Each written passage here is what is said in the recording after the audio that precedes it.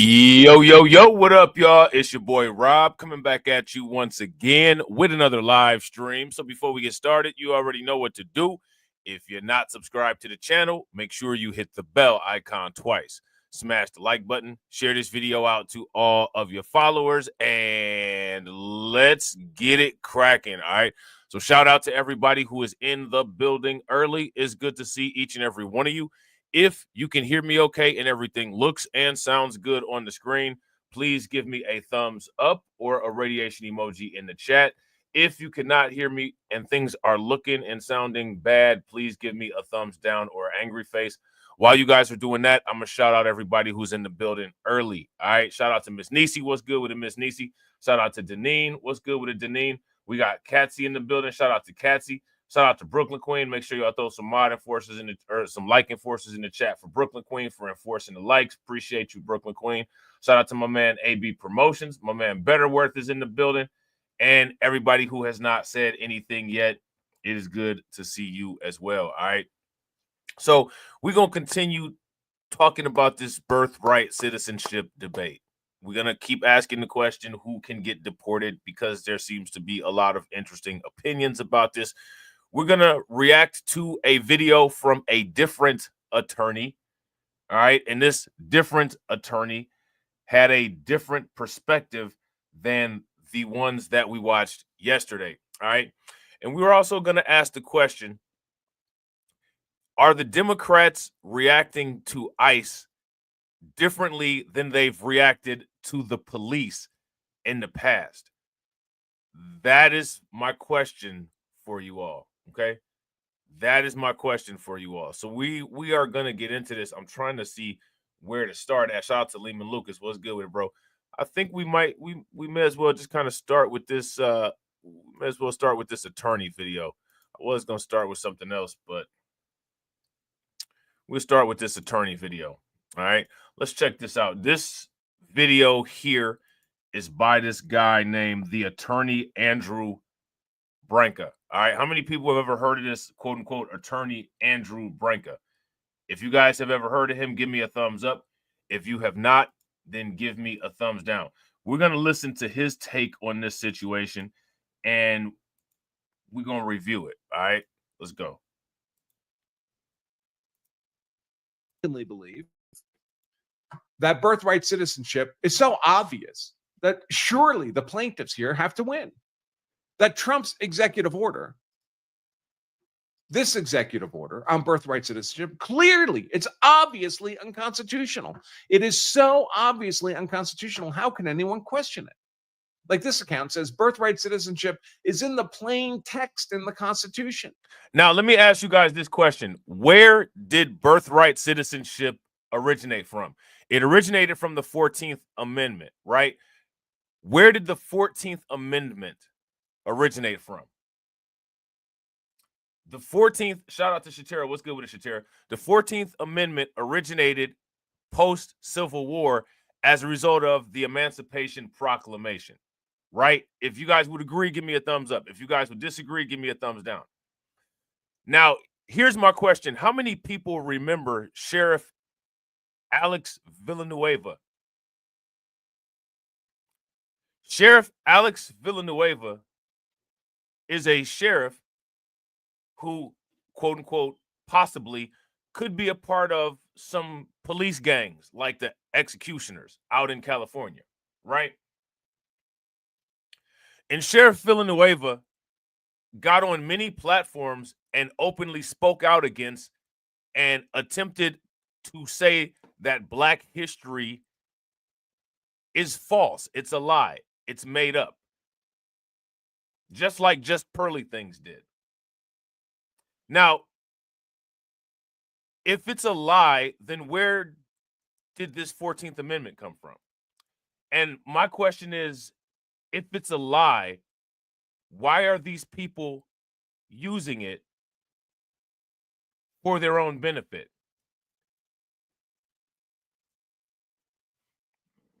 That's my question. You have people who literally use every opportunity that they can to downplay your history here in the United States. These are the very people begging ICE not to put them on a plane and trying to get into the United States using a law that was created as a result of our circumstance here in the United States, and the Democrats playing right along with it. Now, this tweet up here, it says, courts will invalidate it. Birthright citizenship is in plain text in the Constitution, and the history of this provision clearly supports it. See also U.S. versus Wong Kim Ark. This EO is pure theater. Now, if you guys agree with this tweet, give me a thumbs up. If you guys disagree, give me a thumbs down. And if you haven't smashed the like button yet, please do me a favor, take a moment, smash that like button. Also, if you guys haven't hit the bell, please take a moment, hit that bell, and also please share the stream to your social media. See also U.S. v. Wong Kim Ark, which is an 1898 Supreme Court decision that touches on the question of birthright citizenship. And many people believe this. Many people believe birthrights. Everyone knows birthright citizenship is the truth, is the law. It's in the plain text of the 14th Amendment, isn't it? And I can tell you, as an American citizen who's lived here most of my life, except when I've been occasionally overseas for a time or two, I also believed, I have been told my entire life that if someone's born on U.S. soil, they're an American citizen. Now, again, is this outdated?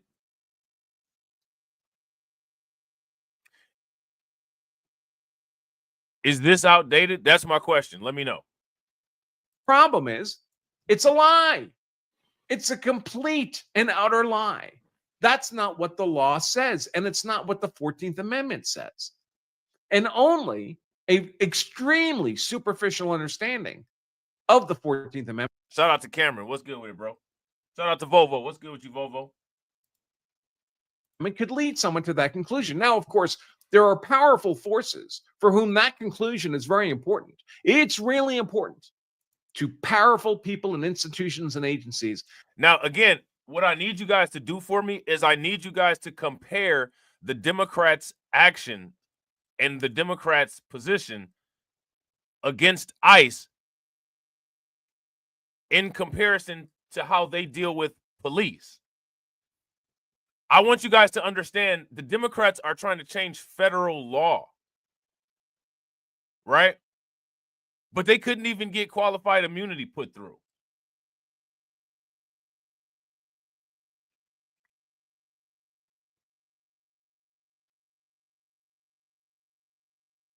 How many people would agree the undocumented theatrics is BLM on steroids? If you guys would agree the undocumented antics is BLM on steroids, give me a thumbs up. If you guys would disagree, give me a thumbs down. That the incorrect understanding be accepted as the law. The incorrect understanding being that anyone born on American soil, regardless of the nationality status of their parents, is automatically an American citizen. Certainly the Democrats need this because actual American citizens are no longer voting for them, are discarding the Democrat Party. That's why actual American citizens are being displaced by tens of millions of illegal migrant third world invaders. And of course, the Democrats want the baby. Shout out to Win Loser Rug. What's good with you, bro? Babies those invaders have to also be counted as American citizens, even better than the illegal migrants. Now they're not just counted for purposes of house apportionment and electoral votes and how much federal funding a state receives, talking to you, California. But of course, the babies, if they're accepted as American citizens, also get to vote. A whole new generation of voters for Democrats, of purported American citizens. Now, I want to ask you guys this question. Does what this guy says make sense so far? If what he's saying makes sense, give me a thumbs up. If it doesn't, then give me a thumbs down. And again, right, I'm trying to get the consensus on the comparison of how the Democrats are dealing with ICE versus how the Democrats have dealt with the police in the past. How many people feel that the Democrats are fighting a much more aggressive and heartfelt battle against ICE than they have against the police. As a matter of fact, what successful movements against the police have Democrats actually made? As much as they talk about defund the police, and as much as the Republicans try to take the narrative and act like police have been defunded all over the place, where have police actually been defunded at? Where? When have the Democrats ever said, quote unquote, abolish the police? But the Democrats will cry, abolish ICE all the time. How many Democrats got arrested on behalf of Breonna Taylor? How many Democrats got arrested on behalf of George Floyd? How many Democrats got arrested on behalf of Rodney King? Better question, how many Democrats got arrested on behalf of Martin Luther King? I mean, they're out here getting arrested.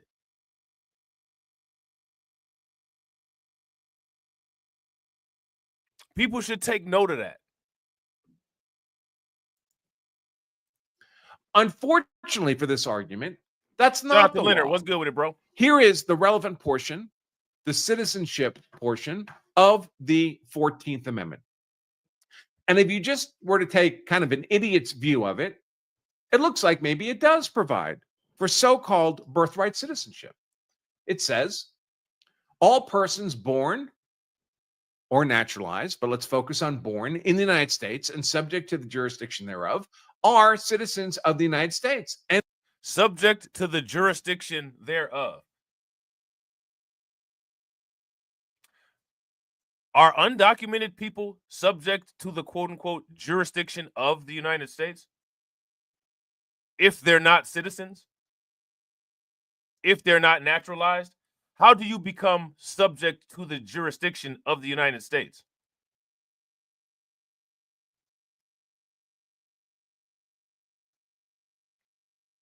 That's the question. of the state wherein they reside.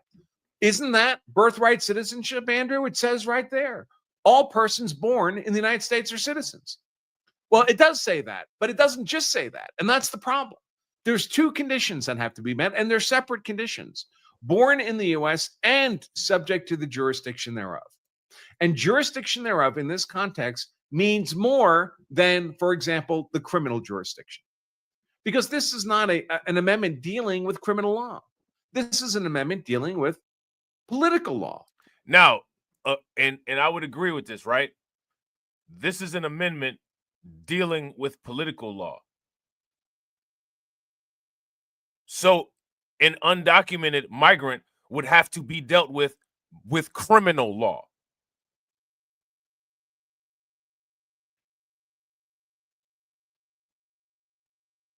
The assumption in this section 1 of the amendment is that there have been no criminal acts involved with the production of the person born in the United States. A criminal act would subject the parent to jurisdiction of removal by U.S. Immigration and Customs Services. If you guys would agree, give me a thumbs up. If you guys would disagree, give me a thumbs down. Shout out to Carlton. What's good with it, bro? With citizenship, obviously, everyone physically present in the U.S., whether you're a tourist or an invader or an American Native Indian or here on a work permit or an American citizen, if you're physically present within the borders of the U.S., of course, you're subject to our criminal jurisdiction. But this means more than that. It has to be mean more than that, or we wouldn't need that phrase subject to the jurisdiction at all. Because you're automatically subject to criminal jurisdiction, for example, simply by being physically present. If you're born here, you're physically present. So, of course, by default, you're subject to the criminal jurisdiction. The only reason to include subject to the jurisdiction thereof as a separate clause from being physically present, from being born here, is that it means something different than merely being physically present. And in fact, it does mean something different. It means subject not merely to criminal jurisdiction, but to the political jurisdiction of the U.S., i.e., someone who's under the jurisdiction of the Constitution already. Someone encompassed by the complete jurisdiction of the Constitution, not just someone subject to criminal jurisdiction, someone who can partake in the Constitution, someone who is subject to tax jurisdiction, all of that stuff. Undocumented people do not fit those two categories. If you guys would agree, give me a thumbs up. If you guys would disagree, give me a thumbs down. and more importantly, exclusively to the political jurisdiction of the U.S. And how do we know this? Because the men who wrote and debated and ratified the 14th Amendment explicitly told us that's what it meant. I'm going to show you a bunch of quotes here, and you'll see the font is kind of weird. This is actually imagery from the contemporaneous congressional record. When this question of the 14th Amendment citizenship Intuitively Wise was being debated. And I don't want to go through the whole document. That would take too long. I'm just going to ask you to trust me that, first of all, what I'm showing you is the argument among the senators. I don't identify a senator with every quote here. And also, take it on my word that there was no opposing argument. There was 100% consensus among every one of these senators debating and ratifying the 14th Amendment Citizenship Clause. Now, what does it say right here? What does it say right here? Mr. Salisbury, I do not presume that anyone will pretend to disguise the fact that the object of this first section is simply to declare that Negroes shall be the citizens of the United States.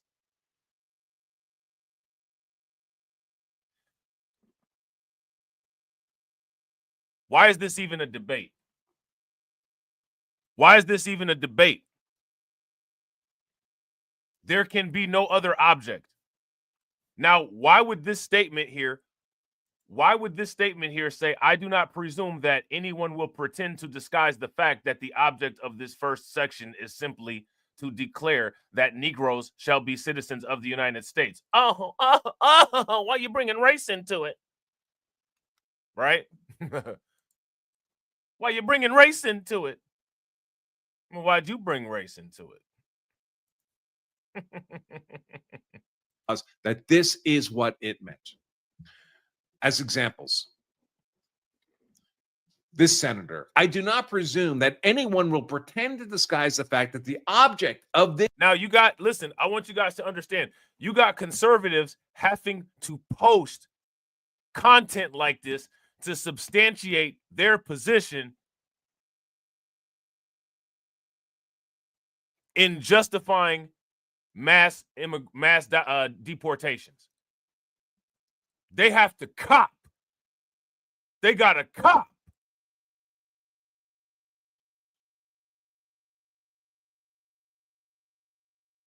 And yet and still, no one is coming with that anvil of pressure to get them checks. They got to cop. They got to post content like this. Now let's run this back. Well, why would we be talking about Negroes? I thought y'all said, is this a situation where we got slavery affecting people that are alive today? Let me ask y'all this question. Is this a situation where we got slavery affecting people who are alive today? Now, mind you, if the Democrats really, truly wanted to work on getting that quote unquote economic justice, they would be all over this. Because they got an open, gaping wound that salt can be poured in right now. But interestingly, no parties are really doing that. And the question that we got to ask is why? Facts. Shout out to Brooklyn Queen. We got the location pins on them like Drake's house, right? We got the location pins on them like Drake's house. What's up?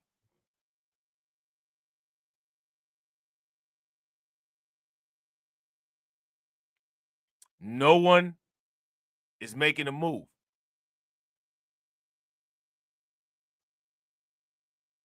one thing that everybody has in common is that no one's making a move. Ain't that kind of weird? This citizenship section is simply to declare that freed black slaves shall be citizens of the United States. Wait a minute. It wasn't that many slaves, though, right? There wasn't enough slaves. Such a small percentage of white people had slaves that it really wasn't a big deal anyway, right? Isn't that what they said?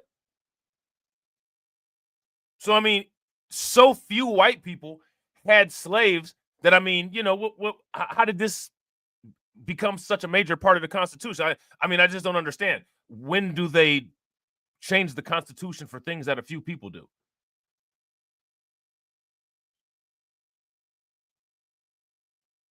I find it ironic that the white guy is talking about freed black slaves, and the black attorney yesterday said nobody alive today was born of a slave.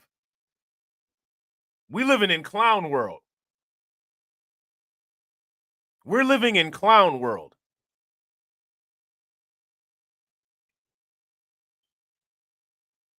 We are truly experiencing the Mandela effect. The black lawyer yesterday, he said nobody alive today was born of a slave. Something that I would expect this lawyer to say in regards to this argument. But in regards to this argument, this lawyer is substantiating the myth of American slavery, because on the right, it's a myth. Shout out to Carlton. Carlton said the white guy will be punished for getting off code. Nah, he's not. He's not getting off code, right? Don't get it twisted. He's not getting off code. You know what I'm saying? He's using factual data to substantiate his stance. And this is just out there, right? So, you know, he's not saying, well, and then, you know, we could retroactively take this argument and then discuss the D and the I and how the E was left out, and the E would equal reparations because there was no equity, because there was years of Jim Crow, right? Oh, no. He's not doing that. He's just doing this for Trump. Because he's probably a conservative and probably supports Trump. But the ironic thing is that these arguments are out here, right? And you have people having to quote and having to substantiate things that they could barely form their mouths to say before. And and you got conservatives saying this with their chests out.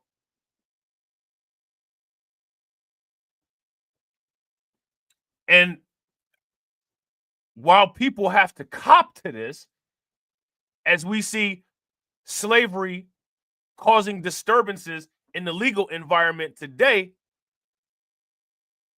the people who should be shifting the conversation to how slavery is causing disturbances in the financial environment today are either quiet or engaged in diaspora wars. It doesn't make any sense. I don't understand.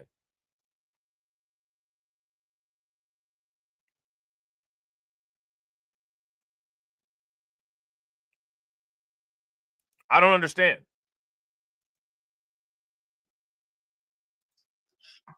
Not invaders, not illegal migrants, not people unlawfully present within the U.S. The purpose of the 14th Amendment Citizenship Clause is exclusively to ensure that freed black slaves who would otherwise be stateless were recognized as American citizens in the aftermath of the Civil War, which, of course, is when the 14th Amendment was ratified. Hence why I say that this amendment is null, void, and outdated. There's no black people, black Americans at least, alive today that can squeeze any benefit from this 14th Amendment in regards to this context any longer. So now you're locked out of the 14th Amendment, which your ancestors sacrificed for to allow people who don't even validate your history to use this as a walking mat to come into the country illegally. And the party that you voted for 60 years at an 80% rate is opening the door for them to do that.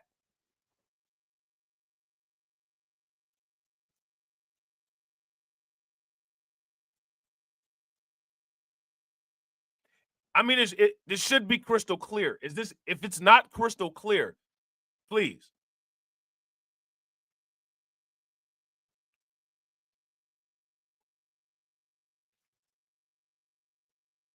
Right?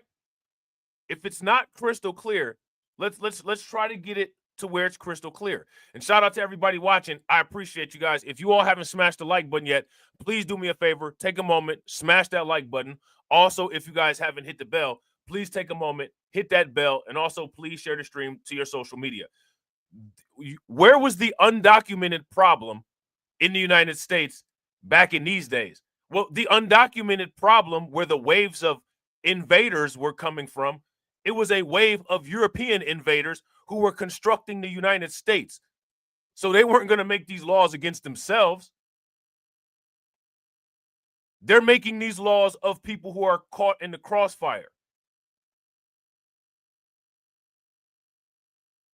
who were not immigrants at all. It was the immigrants, it was the immigrant Europeans making these laws. So it was immigrant Europeans making laws about who could and couldn't be in the country that they immigrated to. So in this situation, it was immigrant hands on the pens defining who could and couldn't be in the United States. My question is, the immigrant Europeans who made these laws didn't make these laws to restrict immigration or to control immigration in any way.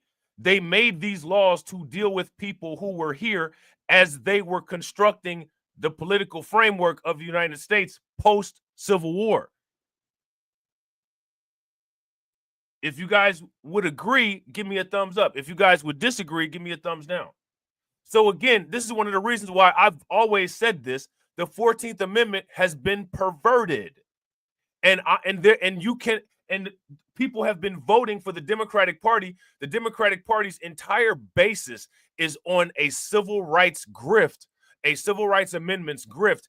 Everything that the Democrats stand for is derived out of the civil rights amendments, and the maximum benefit of those civil rights amendments had a timeline for Black Americans, and that timeline is up. These amendments will no longer be able to do anything productive for us because these were meant to address post-Emancipation Proclamation conditions, not America in 2025. Things are different now. Shout out to Notorious B.I.G. Things done changed. So here's my question. What is it that people don't understand about this?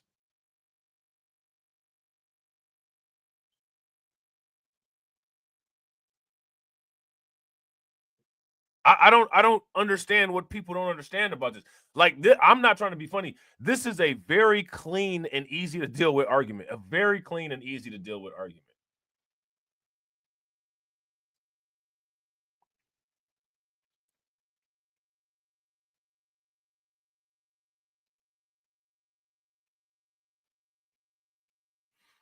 Let's continue. Another senator here.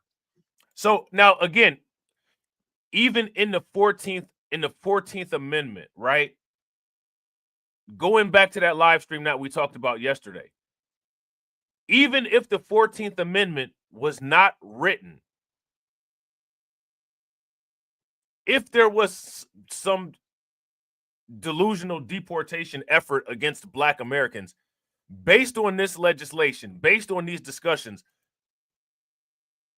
where would the destination of origin be that Black Americans would be deported to? That's my question.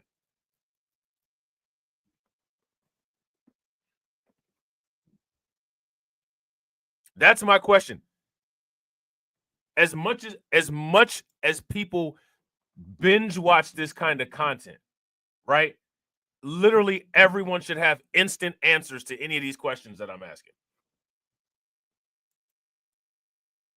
But the problem is that the content about this kind of stuff that people binge watch, it doesn't address any of the technicalities. And I don't know if you're not dealing with the technicalities, then you're simply watching things for entertainment. Right? This will not, of course, the 14th Amendment Citizenship Clause, include persons born in the U.S. who are foreigners. Now, do you notice how he described talking about freed slaves, yet the freed slaves have never been called foreigners?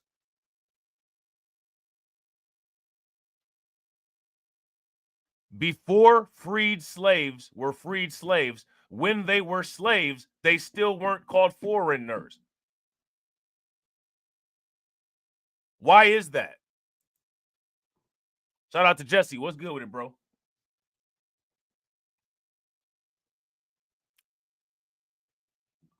Why is that? Aliens who belong to the families of ambassadors or foreign ministers accredited to the government of the United States. Does not include people born in the U.S. who are foreigners. Now, you may be thinking, well, how are you a foreigner if you're born in the U.S.? Obviously, the contemporaneous senators believed you could be born in the U.S. and still be a foreigner. If you're from China and you're on a vacation in the United States and your wife is pregnant and your child is born in an American hospital, it's more than likely that that child is not going to absorb American culture when you guys are done with your vacation and you go back to China.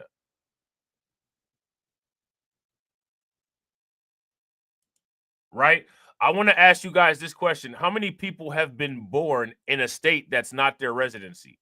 I mean, this kind of situation happens all the time.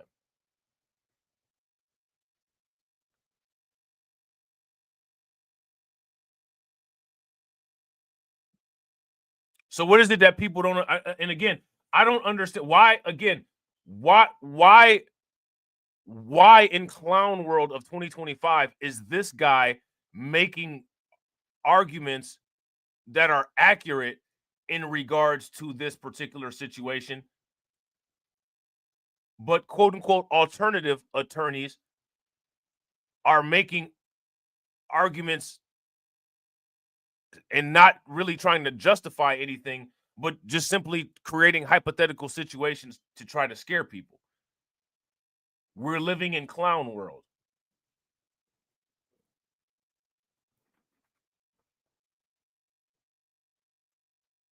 If you guys would agree we're living in clown world, give me a thumbs up. If you guys would disagree, we're not living in clown world, give me a thumbs down. Ratifying the 14th Amendment Citizenship Clause, that this is what it meant. As examples, this senator, I do not presume that anyone will pretend to disguise the fact that the object of this citizenship section is simply to declare that freed black slaves shall be citizens of the United States. End of discussion. End of discussion. How many freed black slaves came into the United States illegally? As a matter of fact, black slaves were not only required to be in the United States because of the slavery and the slave owners, they were required to be in particular places under the jurisdiction of their owners, quote unquote. If black people escaped anywhere, they would get returned back to somewhere in the United States. I remember that guy's name I was trying to think of yesterday. Anthony Johnson is the name of the guy, right? When black people escaped the plantation, they didn't get deported outside of the United States. They got returned back to the plantations in the United States. There is no extradition destination, right? So even when black people were slaves, they never got out of the United States because the United States was a prison for black people.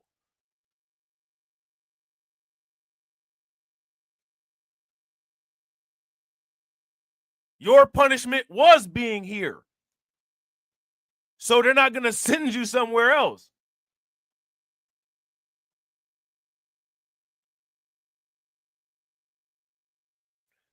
Any escapee descendants of slaves or slaves were always returned to a location in the United States, even before Black people were considered citizens. So the return destination for Black people has always been to the United States. There's never been an extradition destination for Black people. So where would Black people where would Black Americans, descendants of slaves, get deported to? Where would they go? Where would we go?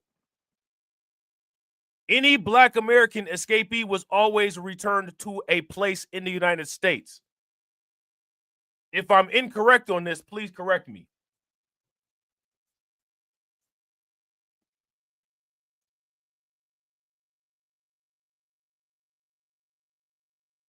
Now, the Black people who escaped slavery, their families didn't come into the United States by their own free will illegally. That didn't happen.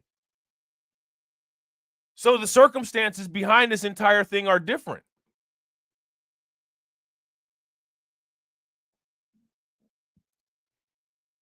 You know what I'm saying?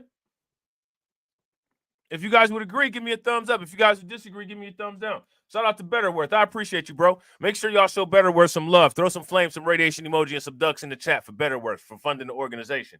Definitely appreciate you, bro. Betterworth says, realistically, isn't this right on par with the Democrats actively fighting against anything that benefits Black people exclusively? Yeah, I mean, absolutely.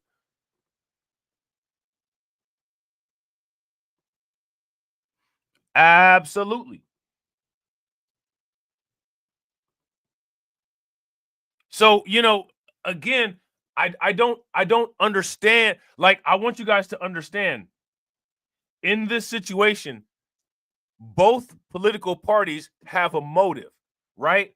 I'm not about to sit here and tell you that Trump or the conservatives or Republicans are doing this because they love you so much, because we all know that that's a lie, right? But this battle in regards to this situation should open people's eyes to how the Democrats have perverted and diluted these laws that were meant to deal with integrating slaves, freed slaves, and descendants of slaves into the United States. These laws were not even, they didn't even have immigration and customs services. These laws weren't meant to deal with immigration. These laws don't put parameters on immigration.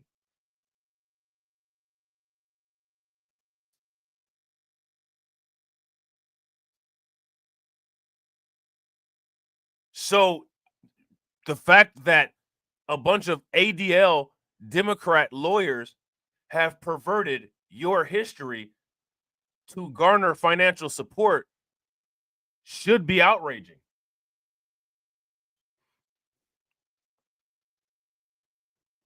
Should be outraging. A bunch of SPLC, ADL, Democrat lawyers who wouldn't let you say anything in regards to weaponizing World War II to improve your life are literally selling your history as a political lobby. And it doesn't matter who or what you are. No one's doing anything about it. People are deflecting away from this issue, what's going on, to find somebody else to fight with. This is the issue right here.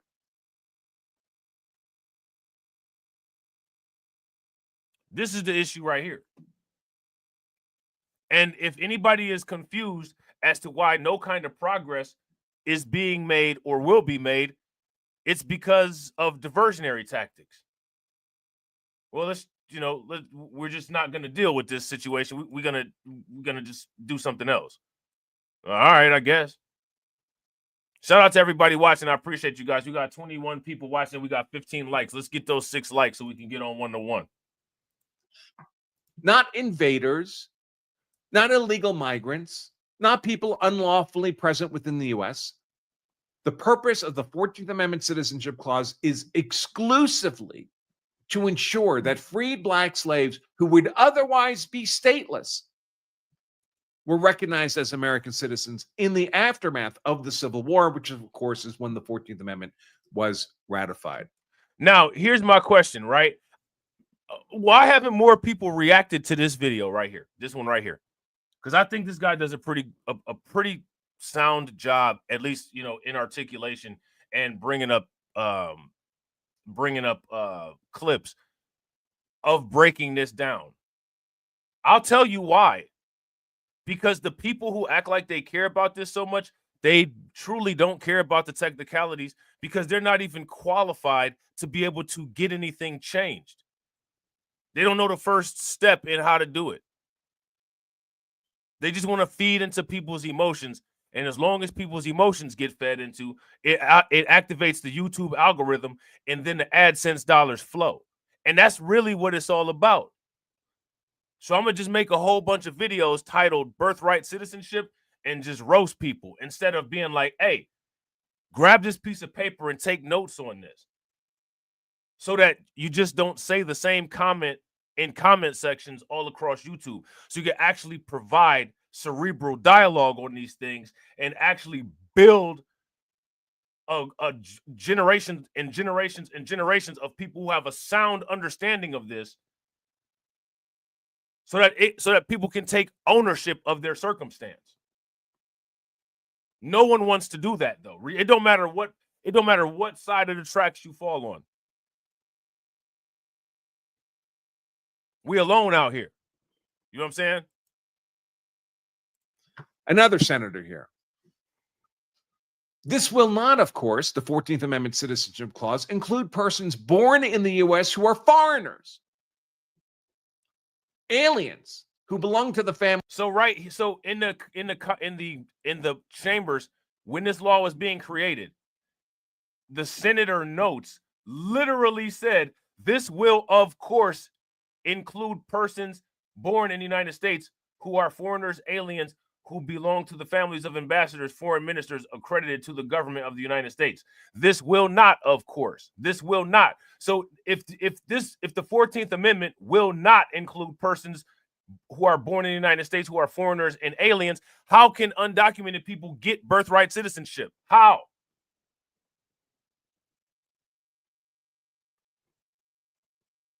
It doesn't make any sense. Families of ambassadors or foreign ministers accredited to the government of the United States. Does not include people born in the U.S. who are foreigners. Now, you may be thinking. Shout out to MC Fact. MC Fact said, what's this world coming to? The white attorney, Andrew Branca, is more black than the black attorney yesterday. Well, I've said these things a long time ago. Between any type of nationalism, there's always a convergence, first and foremost, because the ideas are the same. It's just the people that are a part of these particular ideas. You could take out, fill in the blank, and all the arguments that all of these people have. That's why I call it the Karenization of the United States.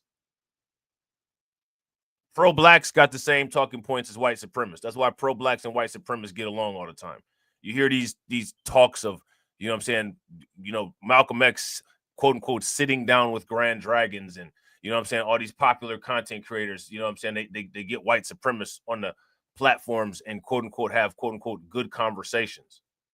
In my opinion, the only good conversation to have with a white supremacist is, please, you know what I'm saying, tell me, you know what I'm saying, if you're about to black out, and then I'll stop hitting you. You know what I'm saying? That's the only good conversation that I could possibly have in that regard. You know what I'm saying? Or you're you know what I'm saying? Stop, Rob. You know what I'm saying? I can't breathe, you know, because they like the I can't breathe stuff. But I don't think they like the I can't breathe stuff when it's them that can't breathe. You know what I'm saying? So yeah, there's that, right? And then there's the element, the base level of nationalism, right? The base level of if you listen to all of these people, the pro-blacks and the white supremacists, they use the same talking points, just in opposite directions. You know what I'm saying? It's like a Mad Lib. Shout out to Jesse. I'm not. You know what I mean, bro. I guess I'm talking about the commercialized cookie cutter ones. You know what I'm saying?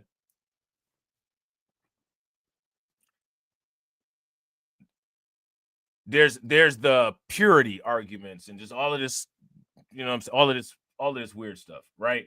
A lot of stuff that in many cases is fringe and not founded in data. You know, people use this as much. If you listen to a lot of those really, you know, pro-black people, a lot of really pro-black people talk about sub-Saharan Africans and how there's a small, you know, amount of Neanderthal DNA, and you know, people are proud of that. You know what I'm saying? Like, yeah, we the real humans. Yeah. You know what I'm saying? Then you listen to a bunch of white supremacists, and white supremacists tell you how smart white people and Asian people are because of the Neanderthal DNA. These people use the same arguments. They're all cut from the same cloth. I find it fascinating that they can't stand each other, and they're literally the same skeleton with a different shade of paint on the outside. They're all race simps, all trying to create nonsensical talking points to hoard all the women because they can't get any. It all comes down to simping for the most part. You know what I'm saying? These people are simps. You know what I'm saying? Cucks. Lack of confidence. You know what I'm saying? On either side. That's why they sound the same. They got the same arguments. We could run it down the line. You know what I'm saying? We could take a David Duke speech, you know what I'm saying? And we could run it down the line with a Umar Johnson speech. We could take a white supremacist video talking about white racial consciousness and run it down the line and match it up with some conscious talking points with black people. Shout out to Win Lose a Rug. Bro, facts. Both sides are trying to protect their fragile existence. Facts.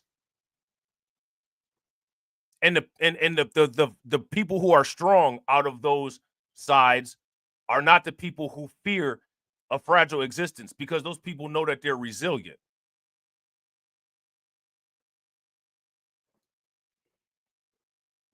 You know what I'm saying?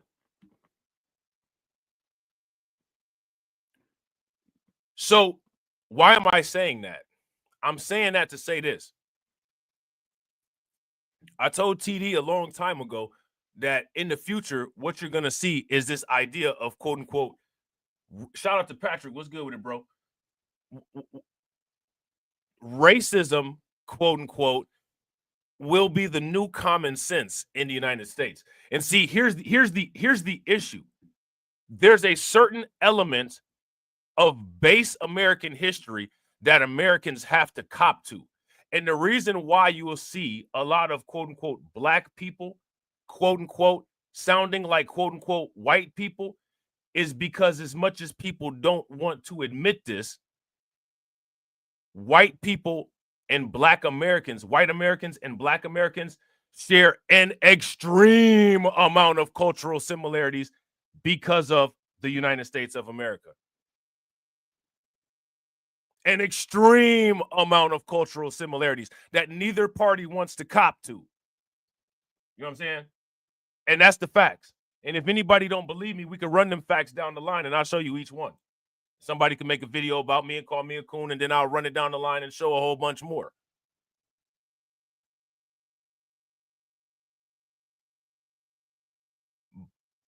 Black Americans and white Americans are Americans, which means we have some elements of a shared culture, which means that in many political instances, we will sound similar. As much as people don't want to sound similar, I'm going to try to talk around it so I don't sound like these people. Both do it. They both do it. Now, white people will sit here and pump this and pump this and pump this, but get them on this talking about reparations, they're going to put the brakes on the conversation. You know what I'm saying? Black people will sit there and talk about how much they agree with Trump up until it's time to take a stance. And are you going to vote for him or not? Well, that's when the both sides arguments. You know what I'm saying? That right?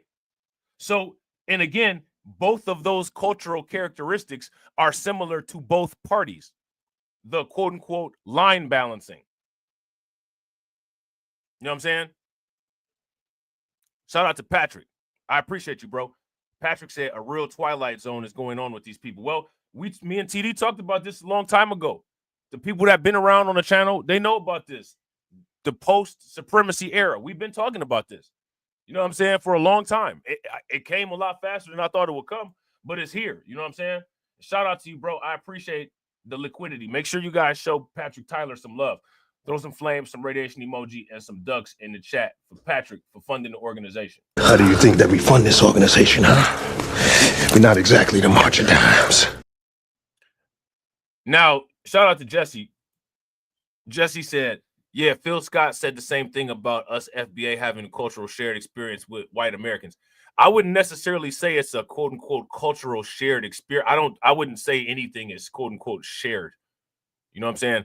I would say because we've been forced on top of each other for a long time, there's a lot of unavoidable similarities. We speak the same languages. A lot of, you know what I'm saying, people was Christian. You know what I'm saying? A lot of this kind of stuff, right?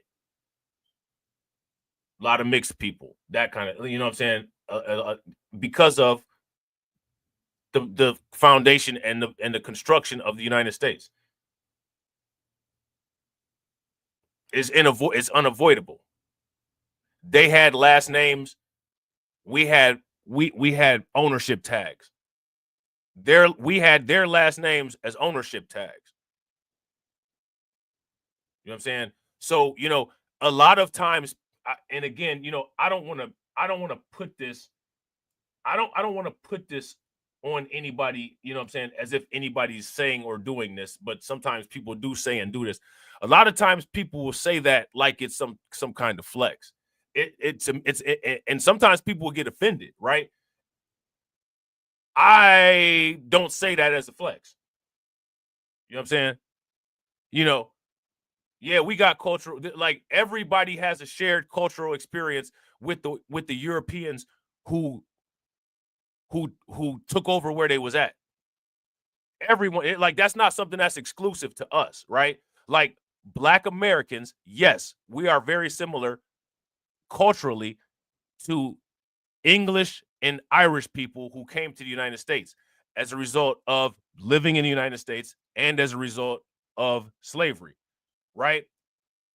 Filipino people are very similar to Spanish people and Hispanic people because of the Spanish conquest, right? It's the same thing. Most non-white people are similar culturally to the white people who took over the places where they were at. So this is just world circumstance as it plays out here in the United States. Now, you know, you see people on TikTok, they'll be all mad at, oh, you trying to, you know what I'm saying, this, that, I mean, it's just a reality. It's a lot of Africans that speak French. You know what I'm saying? Again, why? Because France took over a lot of places in Africa. You know what I'm saying? So again, even beyond outside of Black people, certain Asian people, you know what I'm saying, Latino people and all this kind of stuff, most people who are not white, you know what I'm saying, share cultural similarities to the groups of white people who took over where they was at. You know what I'm saying? A lot of Black people was Christians. A lot of Black people, Southern Baptists. You know what I'm saying? A lot of Latino people are Catholic. A lot of people from Spain was Catholic. It's that type of thing. You know what I'm saying? Shout out to Brooklyn Queen. Hey, I appreciate it. Make sure y'all show Brooklyn Queen some love.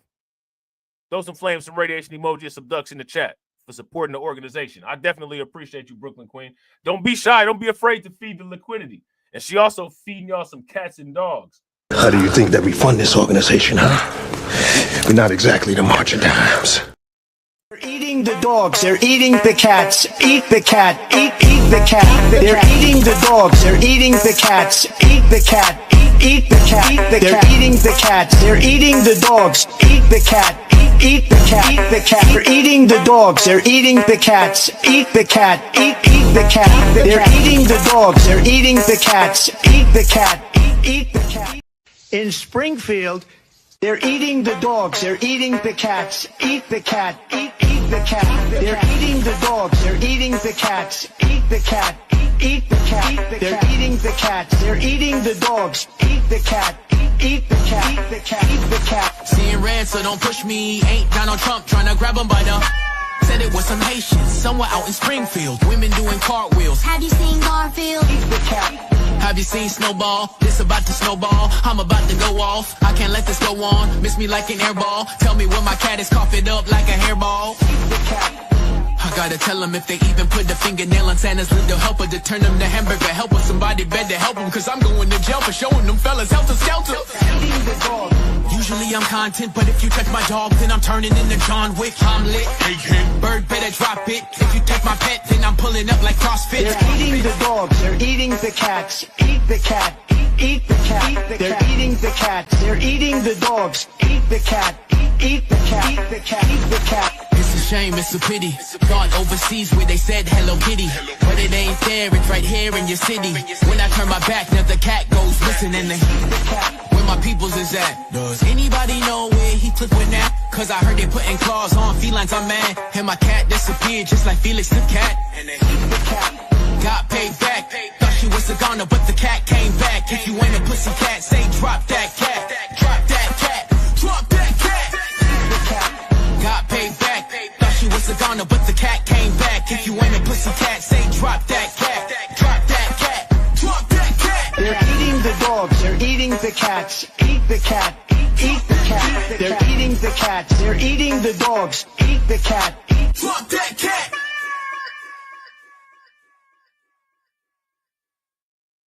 Yeah. Shout out to Brooklyn Queen. I appreciate you, Brooklyn Queen. Make sure y'all show Brooklyn Queen some love. Shout out to Jada Informant. What's good with it, bro? So, you know, shout out to Patrick, right?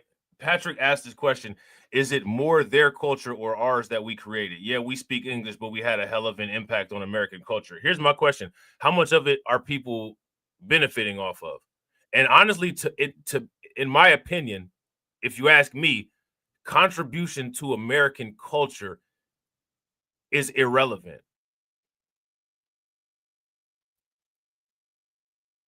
You know what I'm saying? Contribution to American culture is irrelevant. So if you ask me, for one, it doesn't matter what we contributed to as far as American culture, right?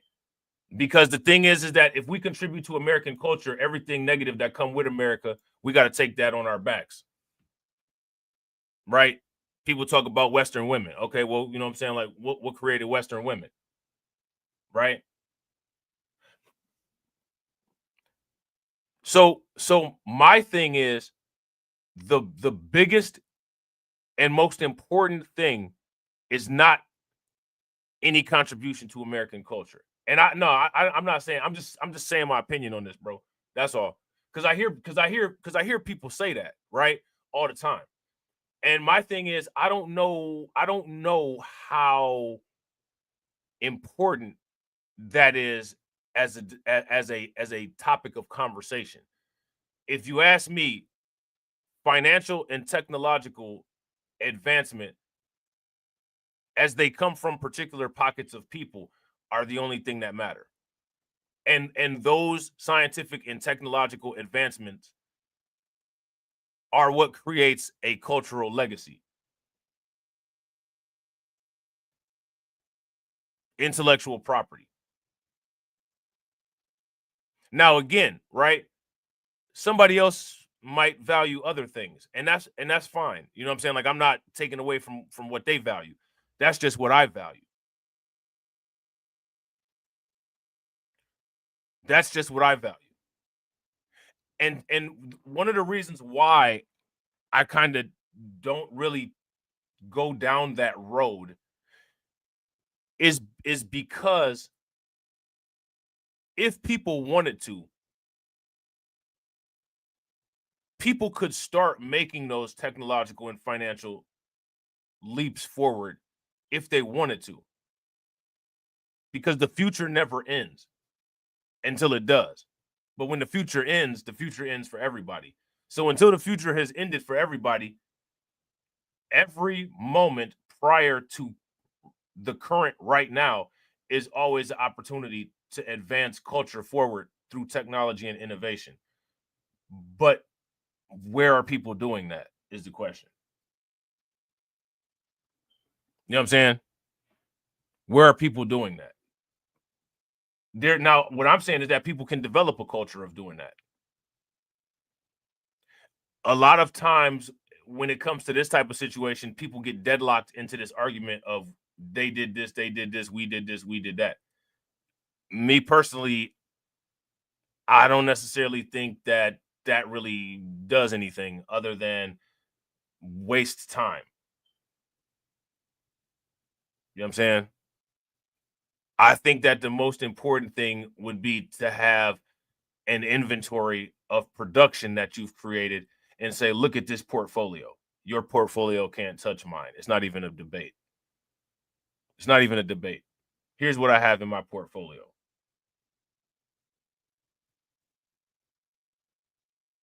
I have quantum computing. I have space travel. You know what I'm saying? The human civilization, the necessity of a culture,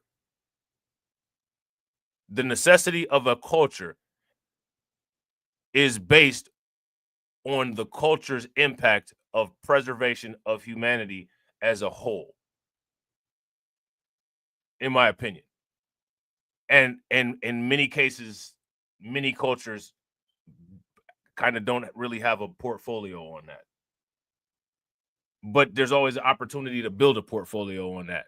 But when people are distracted by things that are less important, right, then optimal utilization of time in human life, you know what I'm saying? You get into this thing.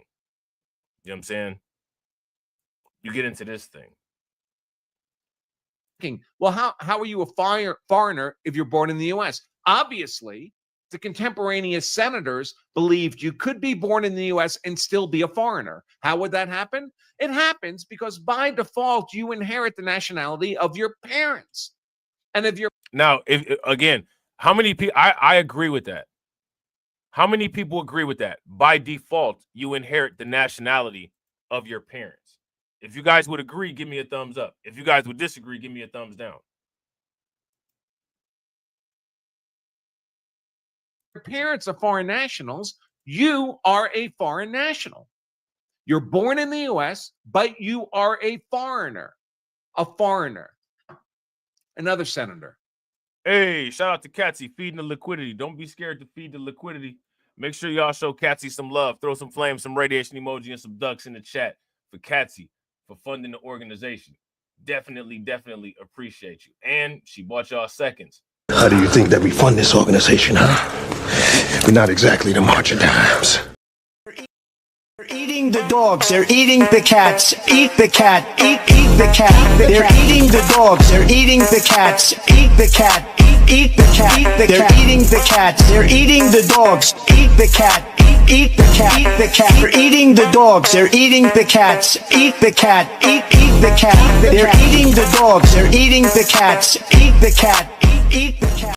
In Springfield, they're eating the dogs, they're eating the cats. Eat the cat, eat the cat. They're eating the dogs, they're eating the cats. Eat the cat, eat the cat. They're eating the cats, they're eating the dogs. Eat the cat, eat the cat. Eat the cat, eat the cat. Seeing red, so don't push me. Ain't Donald Trump trying to grab him by the...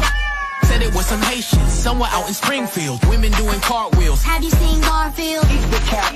Have you seen Snowball? This about to snowball. I'm about to go off. I can't let this go on. Miss me like an airball. Tell me when my cat is coughing up like a hairball. Eat the cat. I gotta tell them if they even put the fingernail on Santa's little helper to turn them to hamburger helper. Somebody better help them, cause I'm going to jail for showing them fellas helter skelter. Eating the dog. Usually I'm content, but if you touch my dog, then I'm turning into John Wick. I'm lit.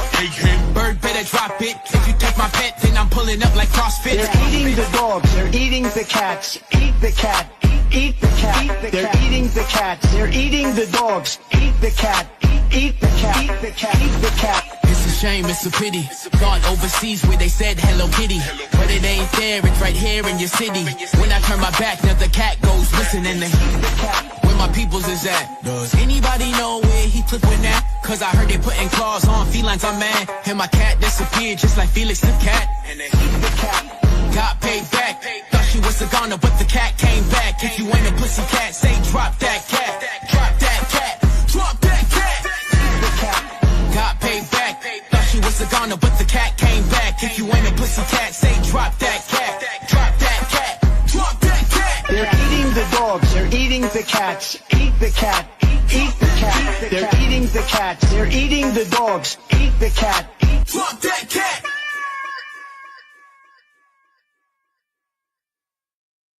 Shout out to Jesse. Jesse said, who raps this song? I think it's somebody named the Marine Rapper. Somebody correct me if I'm wrong. I think it's somebody named the Marine Rapper. Shout out to Katsy. I appreciate you, Katsy.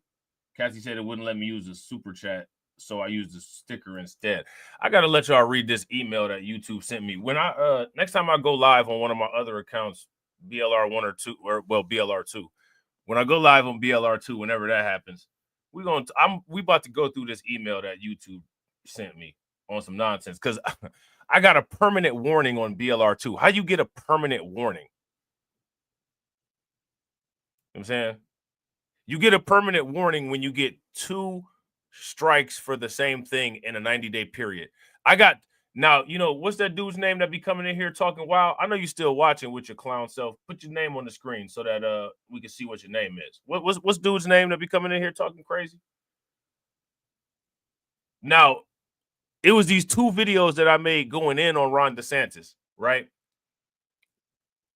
And those 2, the one video that I made was a reaction to the AI Ron DeSantis when Trump, when Ron DeSantis was running against, yeah, Rocky. It was Rocky. Yeah, Rocky, where you at? Show yourself. You know what I'm saying? No, you still in here watching. Remember I told you I would stalk you one day? Now I'm looking for you. Show up. You know what I'm saying? Remember that video that I made about Ron DeSantis? When Ron DeSantis, they made that AI video when him and Trump was beefing during the like the primaries or whatever, the preliminary Republican primaries or whatever. And there was an AI video that was released where like Ron DeSantis was calling himself, you know, names and stuff like that, right? I said in the title, AI Ron DeSantis self-roasts. I said that. I got the video removed and a warning for misinformation. And then there was another video about Ron DeSantis. It was called "He Trying to Get His Campaign Stretched." You know what I'm saying? You know, like Sukihana. You know what I'm saying? Ron DeSantis was trying to get his campaign stretched. And I had this crazy picture of Ron DeSantis with a face looking like he sat down on an upright, thick, veiny cucumber, right? They took it down and said that it was misinformation. Now, it wasn't nothing, no type of false claims or anything. You know what I'm saying? It was an article from Open Secrets about the finances that Ron DeSantis had because he had a strong, you know, financial backing. You know? So, hey, shout out to Brooklyn Queen. Brooklyn Queen said, I had some issues too sending the chat, Rob.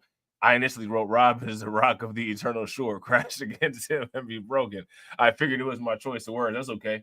That's all good. We'll let Apocalypse say it. I am the rocks of the eternal shore. Crash against me and be broken. All right. So, yeah, they said that it was misinformation. I fought and fought. And then I had a conversation with the YouTube chat. And the YouTube chat conversation was very interesting.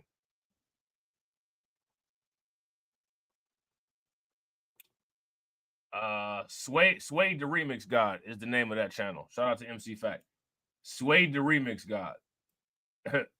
Here goes some of Sway the Remix God's classics. Have you ever been swallowed up? Have you gone through a time of swallowing? Swallowing, goggling. Tie this bitch up! Sway the Remix God! I'll tear this bitch up! Tie this bitch up! I will! Tie this bitch up! I will! Tie this bitch up! I'll tear this bitch up! Hey, that's so funny, man. That's so funny, man. Man, she got up so fast. She got she got up so fast, her titty almost hit her in the face. Look. Tight bitch up. Swing! She jumped up and then her titty jumped up. Tight bitch up. Swing, the remix gone! I'll tear this bitch up. Tight bitch up. I will. Tight bitch up. I will. Tight bitch up. I'll tear this bitch up.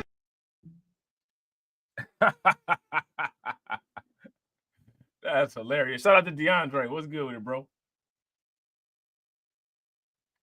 Yeah, she wasn't playing. Yeah, but YouTube is wild, man. I'm gonna have to find that. It's gonna be lost in my email by the time I get a chance to talk about it. But we're gonna definitely talk about that. I want y'all to see the BS that they be doing. You know what I'm saying? They demonetized. Look, they demonetized Reacts for quote unquote posting other people's content. We never posted other people's content on Reacts. Like the whole channel was live streams. You know what I'm saying? Whose content did we post on Reacts? They completely demonetized the channel. No strikes, no nothing. We didn't get there's no strike on that channel. You know what I'm saying?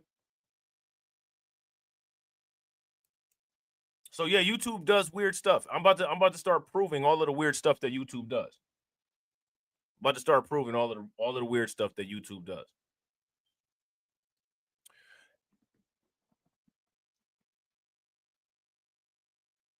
The same shout out to YouTube. Shout out to the people in the chat. The same people have been watching my channel for years, and there's this simple formula with the YouTube algorithm. As long as your purple line is over your blue line, they're supposed to, with some other factors, distribute your content to different audience. You will be in any one of my channels, and it's always the same people, except for when I do cryptocurrency streams. Then it's half the people because y'all don't be showing up for the crypto streams. But you thought I was afraid to say it? You know what I'm saying? I ain't afraid of nothing. I'm just saying. But yeah, man, that's what they do. Yeah, I wouldn't disagree. Hey, if you guys agree with Win, Lose, or Rug, give me a thumbs up. If y'all disagree, give me a thumbs down. Win, Lose, or Rug said these platforms' only purpose is to shape people's interests. I recently came to that conclusion. Yeah.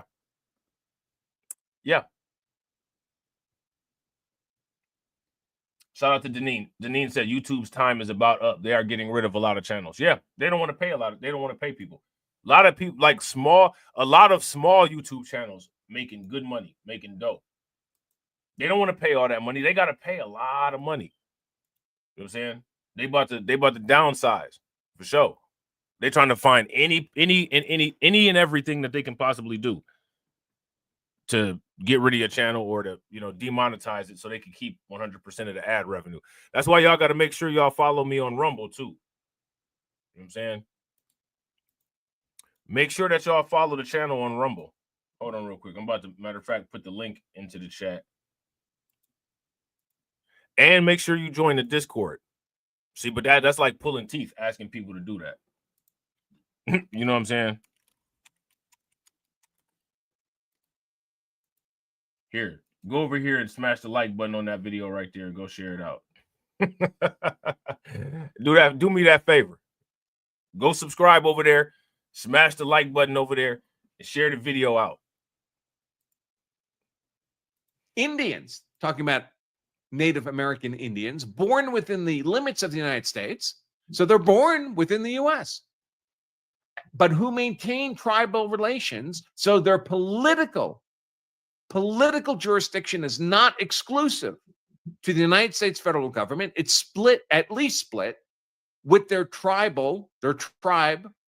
are not, in the sense of this 14th Amendment, born subject to the jurisdiction of the United States. If you have divided political loyalty, you maintain allegiance to a foreign government, a foreign nation, When your children are born in the U.S., they are not American citizens. They do not qualify under the 14th Amendment. By the way, now here's my question. If you guys agree with what he's saying, give me a thumbs up. If you guys disagree with what he's saying, then give me a thumbs down. Shout out to you, Katsy. I appreciate you. If you guys agree with what he's saying, give me a thumbs up. If you guys disagree, give me a thumbs down. And again, if you ask me, I thought that this was a really good, breakdown of this, a really good video. I'm really shocked, but not shocked, but shocked at the same time, not shocked that more people haven't reacted to this video. Now, people will see that I've reacted to this video, the Ghost Watchers, you know what I'm saying? And then, they'll recommend it to the people that they actually watch and comment in their channels, and they'll do it and skip around as if, oh, I discovered this video, you know what I'm saying? But, ain't nobody doing it.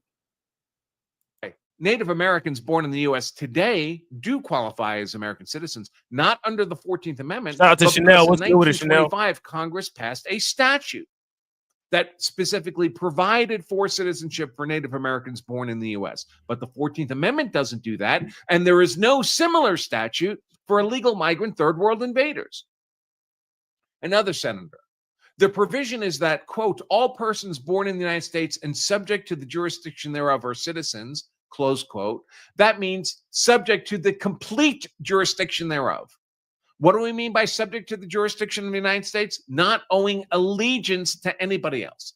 That is what it means. And of course, now, so then again, you got to, now again, right? I got to ask this question, right? I got to ask this question. Now, his foreign allegiance argument is a good argument, right? But it makes you question the United States relationship with certain countries that a lot of our government has a dual citizenship to. Does anyone know who and what I'm talking about? If you do, say it in the comment section. So these arguments are great, but at the same time, the United States doesn't exercise this based on the dual citizenship makeup of people in the country and people who have, quote unquote, the ability to, quote unquote, go back to where they're from freely. What am I talking about?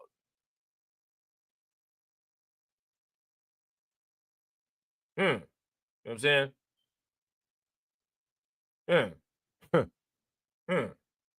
Yeah. Right.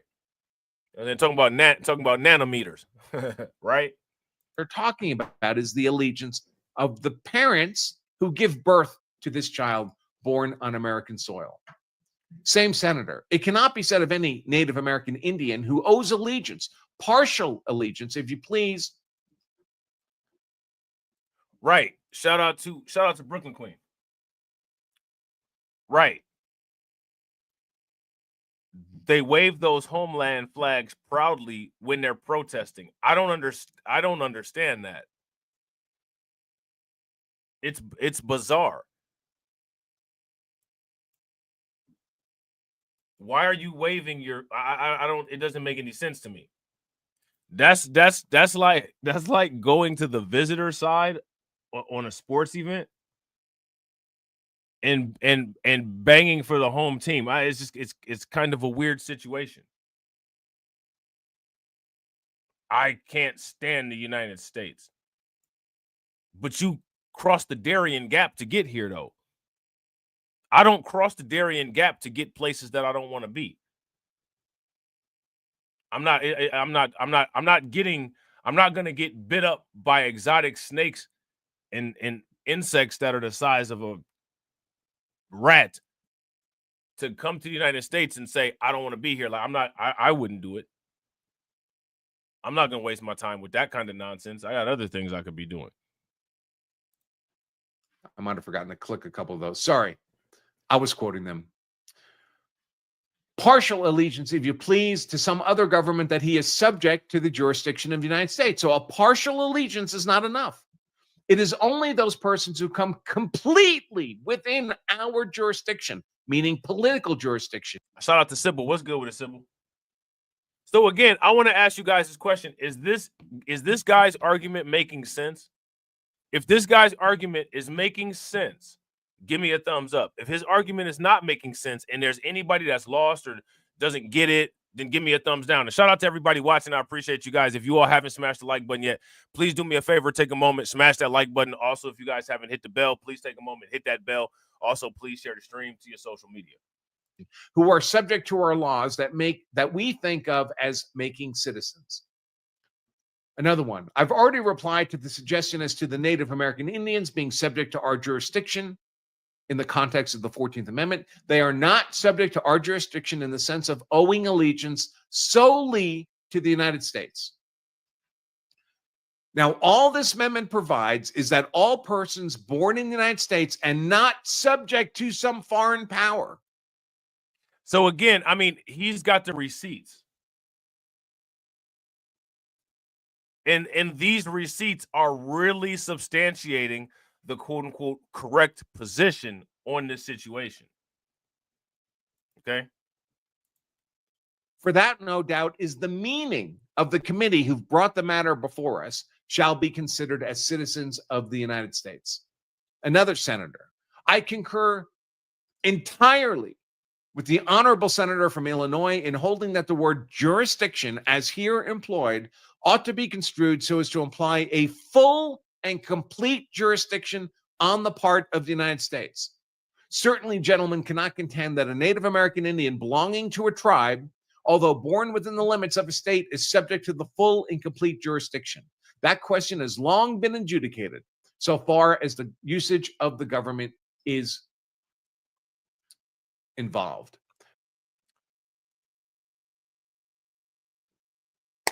I don't know what to say. I mean, it's just for real to me. I mean, he's laying out a very thorough and complete case. Another. I understand the words here, subject to the jurisdiction of the United States, to mean fully and completely subject to the jurisdiction of the United States. In other words, the parent of the child has no divided loyalties. They are an American citizen. They are not a citizen of a foreign nation. And you might remember this comment says, oh, check out Wong Kim Ark. All right, Wong Kim Ark was a U.S. Supreme Court decision from 1898. It involved a Chinese national. His parents lived in the United States. He was born in the United States. The family took a trip back to China. And on their return to the U.S., his parents were allowed back into the U.S., but he was not. His parents had permanent resident status in the U.S. They were permanently domiciled in the U.S. But he didn't have that status, Wong Kim Ark, the child.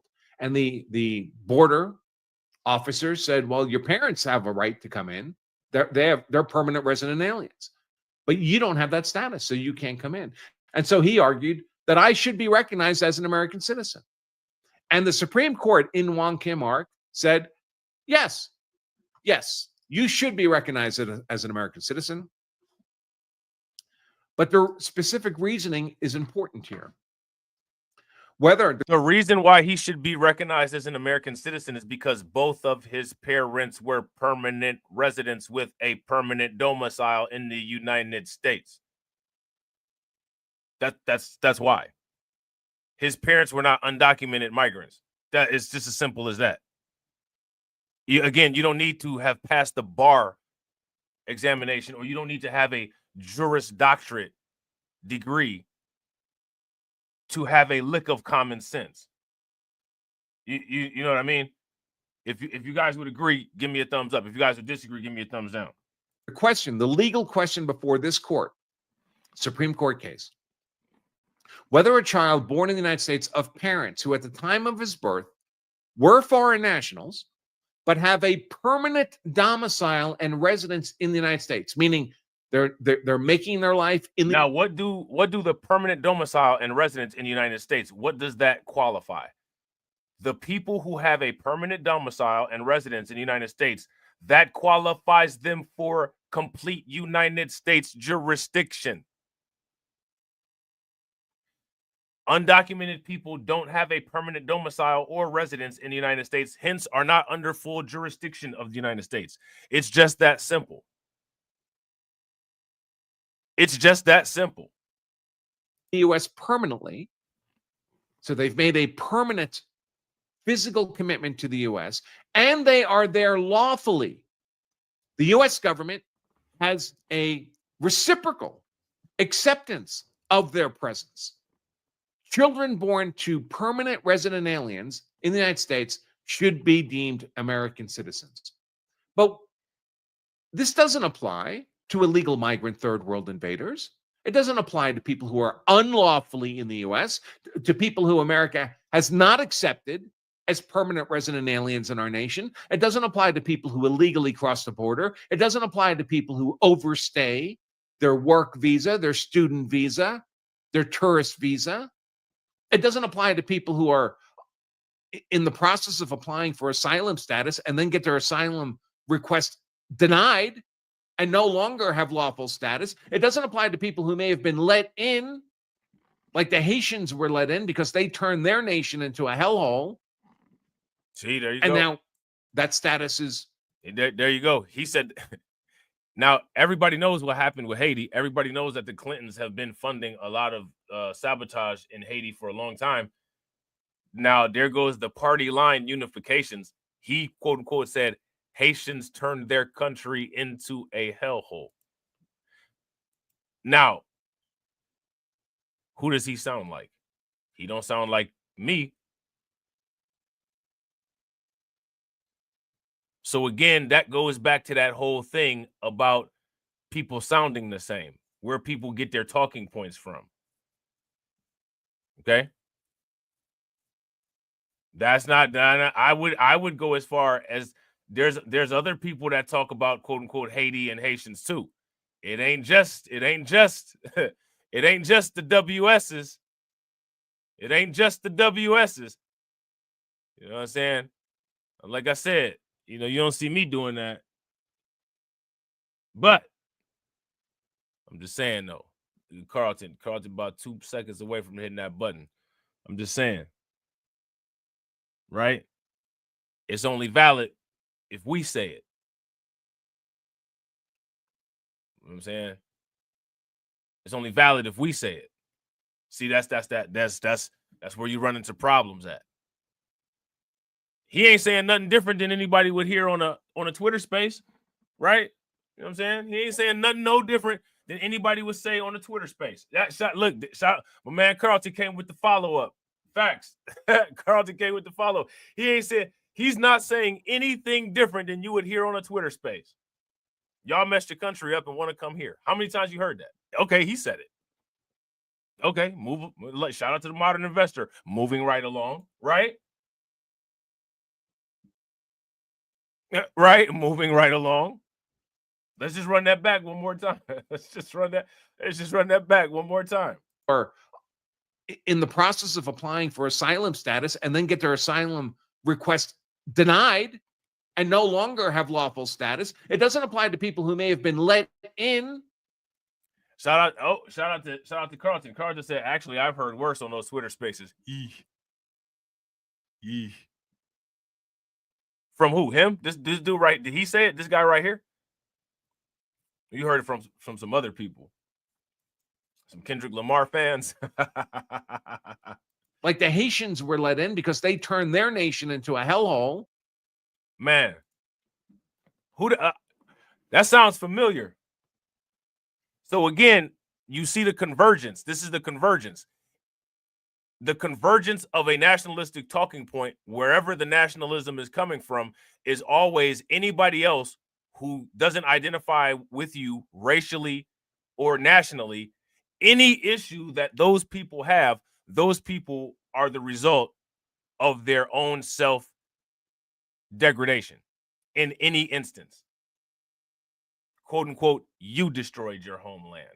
You destroyed your neighborhood. You know what I'm saying? Chicago is messed up because you messed it up. These people all say the same thing. They're all the same people. They don't have any talking points. They just copy off each other. You know what I'm saying? They copy off each other and insert race or insert ethnicity. It's all the same. You know what I'm saying? Shout out to Jesse. Jesse said they call us Akadas, Yankees, and jurors. Now, you know, I don't know what I'm not familiar with the juror, right? We know that the Akada is a feral cat, right? And now here's the thing, right? Yankee is another term for American, right? So if people are out there banging for the letters FBA and you wearing a New York hat, you know what I'm saying? You wearing a New York hat like a lot of the hip hop community and a lot of, you know, people like LeBron James wear the New York Yankees hat. Yankees are Americans, in specific, you know, North Americans, right? Part of the union for the most part. That's what people call Americans. Oh, you a Yankee. You watch Scarface. My daddy was a Yankee. You know what I'm saying? Shout out to Jesse. I feel you, but this is what I'm saying. What I'm saying is, who does this guy sound like? That's what I'm saying. Who does he sound like? You know what I'm saying? So, like, now here's my question, right? The first question is, who does he sound like? And the second question is, in the event that an individual like him makes a comment like this, where do people stand on it?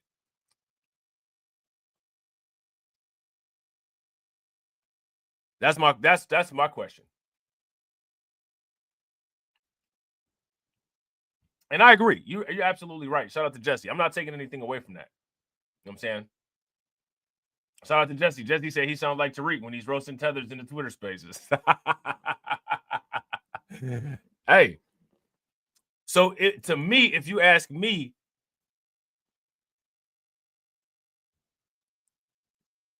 in some instances, for people who take that road, that presents a peculiar bottleneck. And it's interesting because it's not a bottleneck that I've seen dealt with.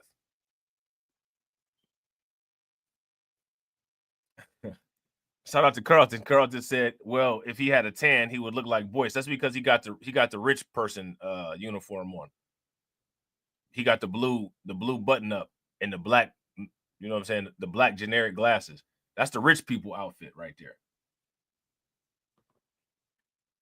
Shout out to Jesse. Jesse said it's called the dozens. They try to clown us and we clown them back. I feel that. But here's my question. An individual like this says something like that, right?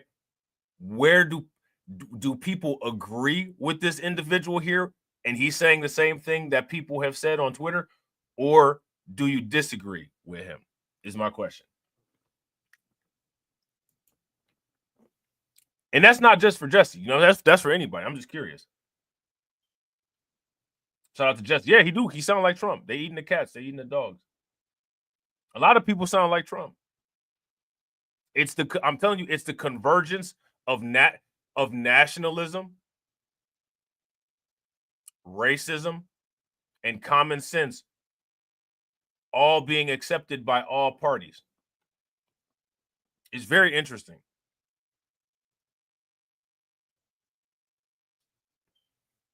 It's very interesting.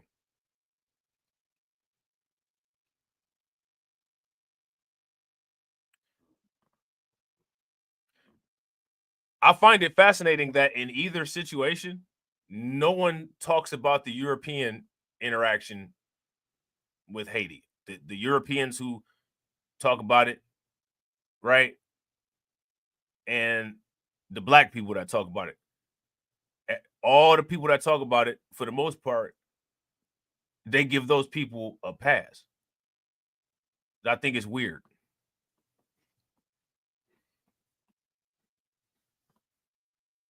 You know what I'm saying? Shout out to Catsy and isolationism. Yeah. Yeah.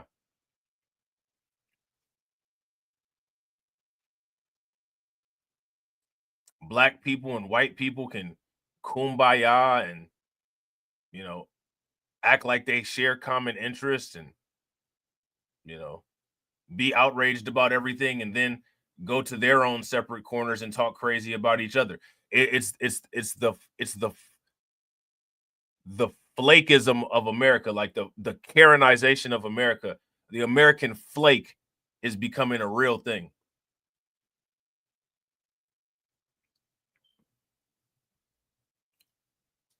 You know what I'm saying?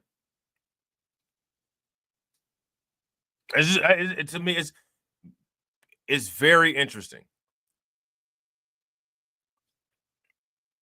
If you took away, if you watch certain YouTube channels and you took away people's screen names and all you were able to see was comment section, you wouldn't know who people are. You wouldn't be able to tell who people are. Now, here's my thing. If people are so individual and people are so unique, how is it that if you take away the screen name, you wouldn't be able to tell who they are? If they're so unique, why are they all saying the same thing? Are they really unique? I don't think any of these people are really unique. You can't mathematically be unique if you sound like the normal distribution. Just this is math. Yeah, and that's all it comes down to. Shout out to Win, Lose, or Rug. Win, Lose, or Rug. If you guys would agree with Win, Lose, or Rug, give me a thumbs up. If you guys disagree, give me a thumbs down.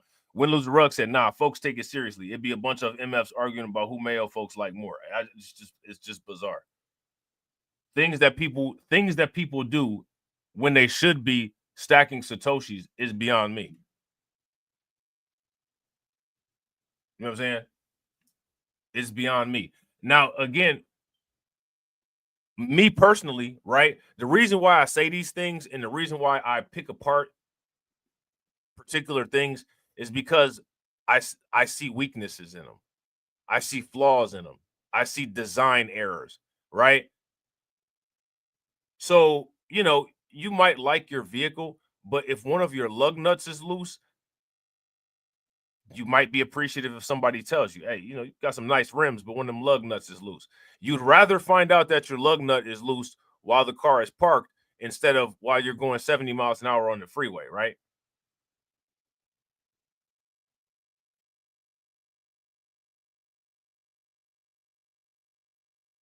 If you guys would agree, give me a thumbs up. If you guys would disagree, give me a thumbs down. So I want to know, in a situation where, let's just say, for instance, people are having a conversation in a lunchroom or in a cafeteria or somewhere, and this guy just, you know what I'm saying, decides to say to one of you guys, hey, yeah, you know, people from Haiti, they destroyed their own country. It's a pattern. You know what I'm saying? They do it in Chicago. They do it in every Democrat city. Okay, what's your response?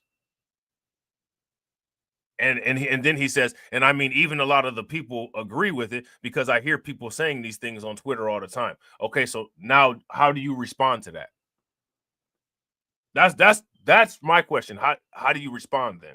So this is why I keep asking, do people agree or do they disagree? And this is the problem with repeated talking points. When repeated talking points are used for debate ammunition, usually the argument doesn't go beyond the repeated talking point. That's why it has to be repeated.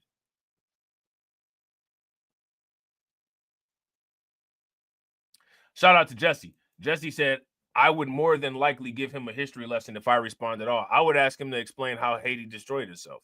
I would be interested in what kind of history lesson he would provide for me, since he's the one that made the claim. If you make a positive assertion, then the burden of evidence is on you, right? So if you make this positive assertion, okay, what's the evidence behind your positive assertion?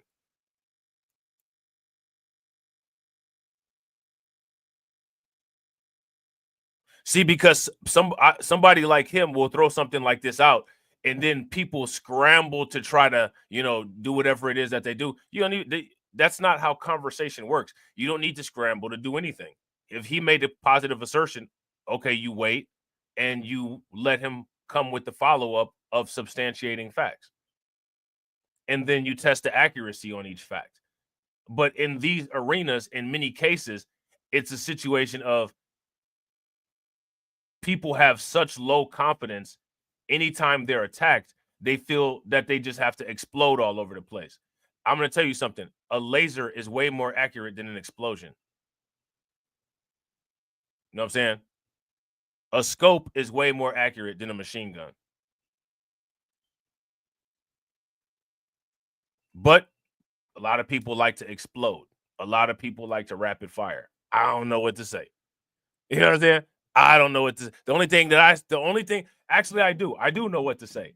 The only thing to say is, how do people feel about the effectiveness of the way that they engage in battle? That's my question. How do they feel about it? And now that status is overturned, and they're no longer lawfully in the U.S. It does, and they were never intended. Importantly, all these people on temporary visas, work, student, tourist, or on temporary asylum claims, none of them are permanently accepted as residents of the U.S. None of them are in the position of the parents of Wong Kim Ark, and so none of their children are in the position of Wong Kim Ark. So Wong Kim Ark is completely irrelevant as Supreme Court precedent for the illegal migrant third world invaders' children who happen to be born on American soil. By the way, I would argue Wong Kim Ark is bad law.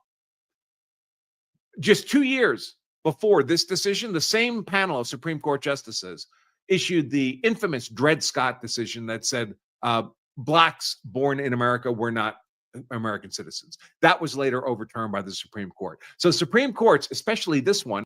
So there you go. He mentions that. So again, why didn't the defiant lawyers mention that particular situation, the Dred Scott case? And again, this is content coming from somebody who literally just said Haiti destroyed itself, right? So again, it's my question. You always see people make this comment, quote unquote, particular individuals, quote unquote, don't speak for me, right? But like, I never really see people effectively, quote unquote, speaking with impact for themselves. I don't ever see it.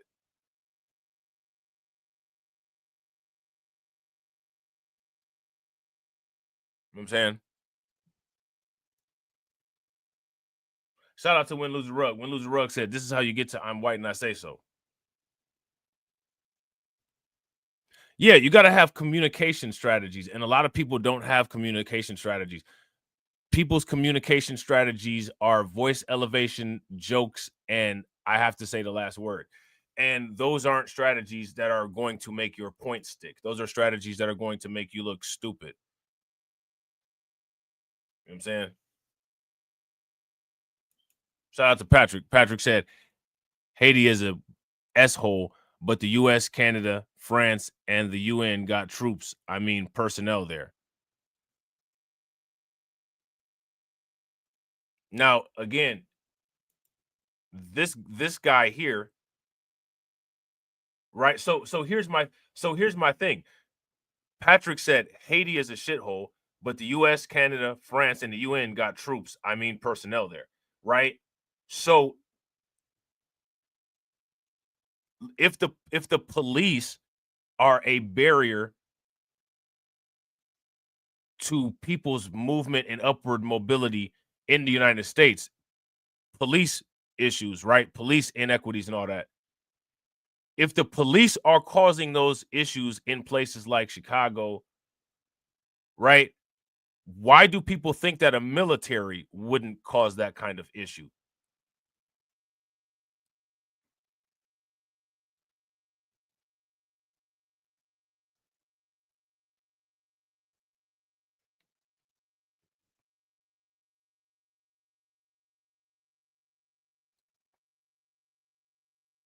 I don't understand. Like, see, this is what I'm saying. These are logical traps that people set for themselves, and they're lucky because they've never encountered people that will throw a monkey wrench into that logic. People do a very good job of keeping people like me suppressed so that monkey wrenches don't get thrown into popular logic and cause people to actually burn some calories thinking. Stop using talking points. Talking points are lazy and they don't win. You know what I'm saying?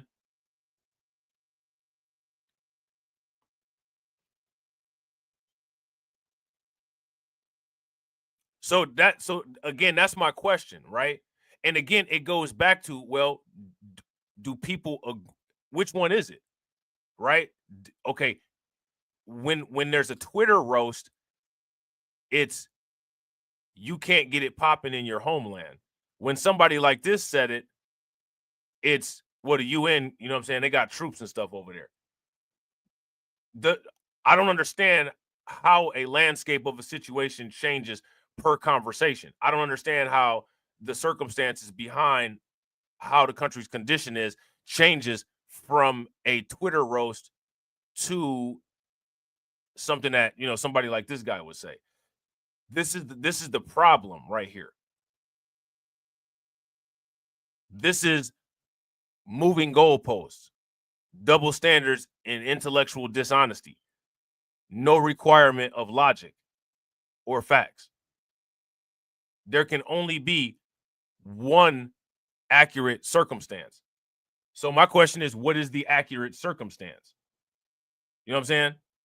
And whatever the accurate circumstance is, if people are doing roasting or having issues, the accurate circumstance needs to be written into the roast. It needs to be written into the roast. Your roast can't sound like somebody like him and then turn around and try to say somebody like him is saying something that's not appropriate after you're on video and on audio repeatedly saying these things all over the internet. You know what I'm saying? Shout out to Win Lose a Rug. Win Lose a Rug said, yeah, them MFs revert to logical fallacies. Yeah, logical fallacies, bro, all the time. All the time. Contradictions. You know what I'm saying? Shout out to Patrick. Patrick said, well said, Rob. It doesn't help that Haiti has valuable resources.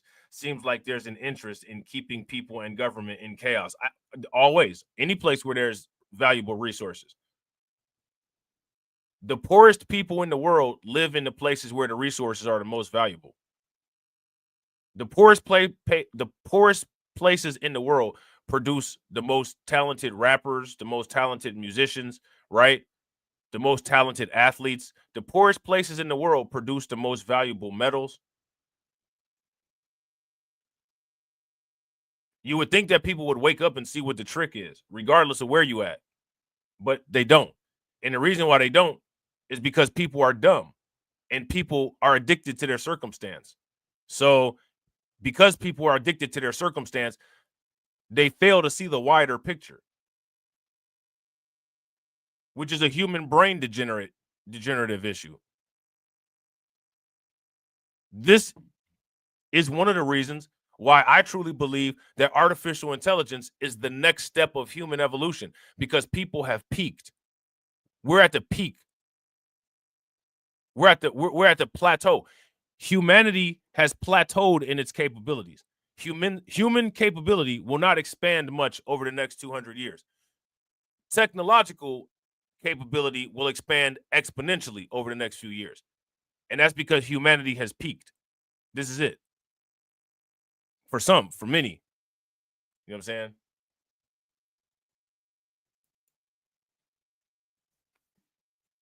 People can't even get a grip on their actual accurate circumstance as a result of the flaw of human emotion. Artificial intelligence corrects that by removing the emotion and making logical decisions based on math and based on actual data input. People don't make decisions based on data input. People make decisions based on opinions and emotional input.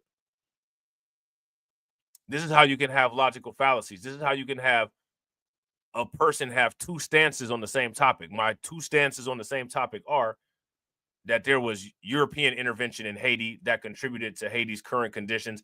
And, you know, Haiti is a crap hole because people can't, quote unquote, get it popping. How are these things the same? How are these two situations existing at the same time?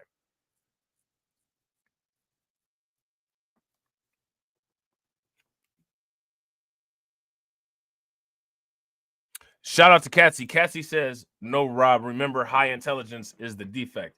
We are the exception, not the norm. High intelligence is the defect, is a birth defect. That's a fact.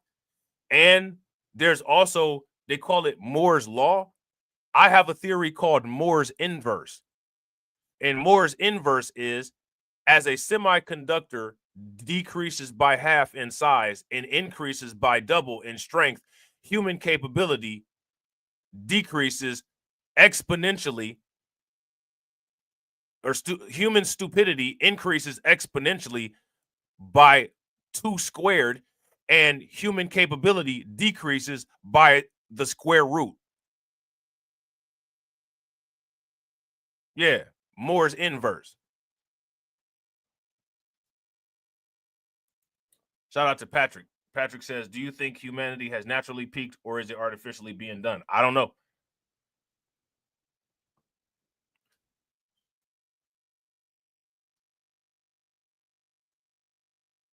But I think that there's a clear pattern of plateaued human capability, regardless of what the source of it may be.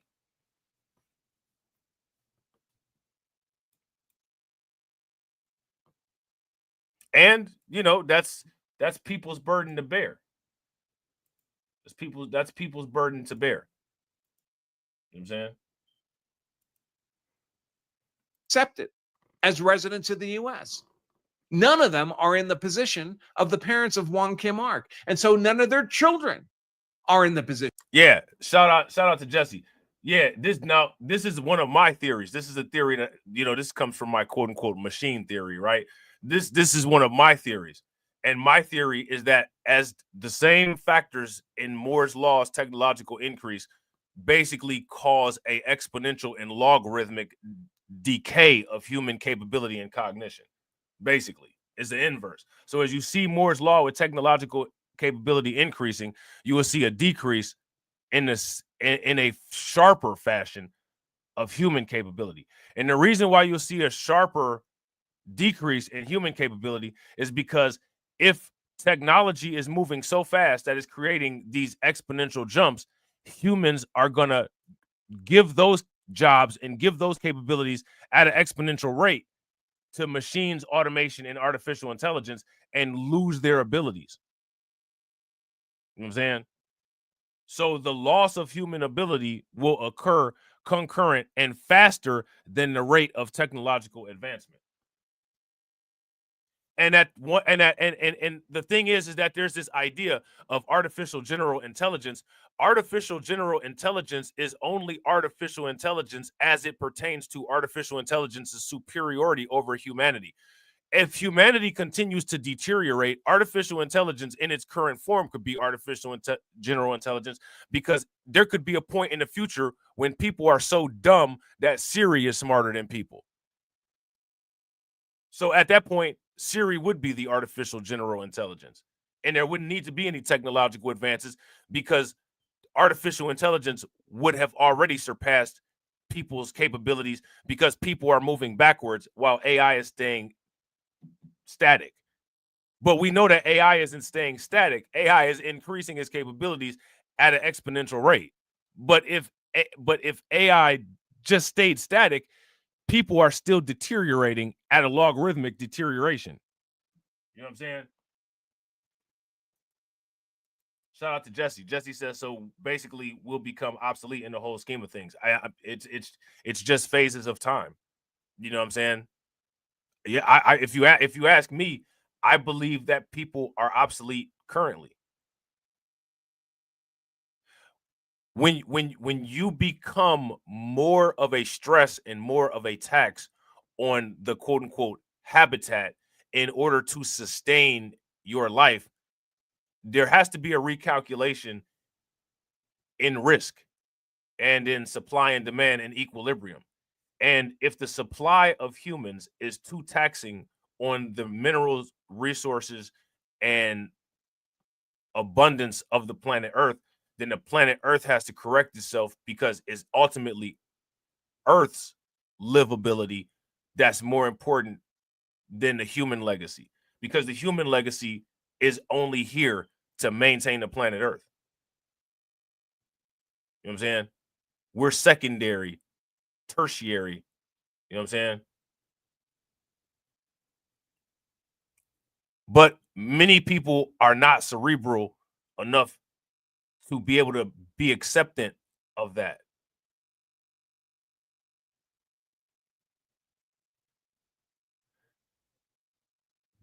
People become obsolete every day. It's called death. You know what I'm saying? Right? If you guys would agree, people become obsolete every day. It's called death. Give me a thumbs up. If y'all disagree, give me a thumbs down. And this is why people are not comfortable with reality. That's why like escapisms like religion and mythology exist, and these ideas. Most technology is created to extend human capability.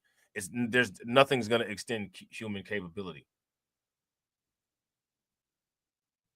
There's ultimately always another layer of circumstance that will outdo any type of technology and will mathematically correct any expiration of survival that humans may have. Once humans' expiration date has hit, there's nothing that can be done. It's time for the next phases of the world. The dinosaurs, it happened to the dinosaurs. You know what I'm saying?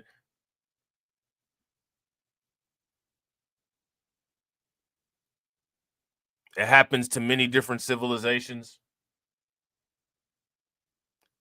It just is what it is.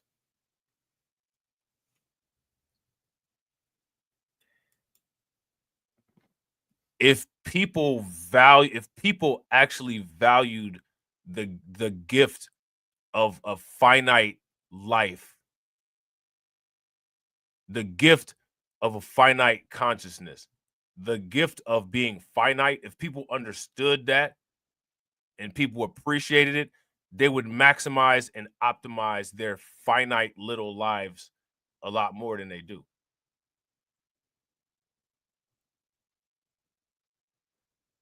But instead, people don't. The majority of things in the entire universe, from most modern science observation, the majority of things are not alive.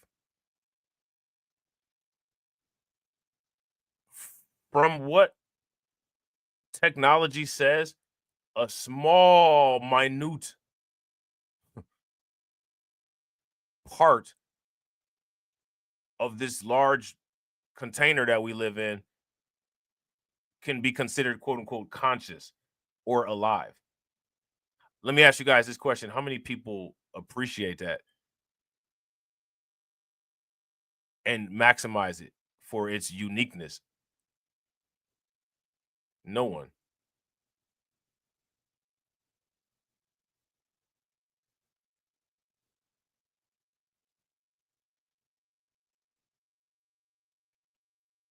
There's some people that actually think that waking up is a burden.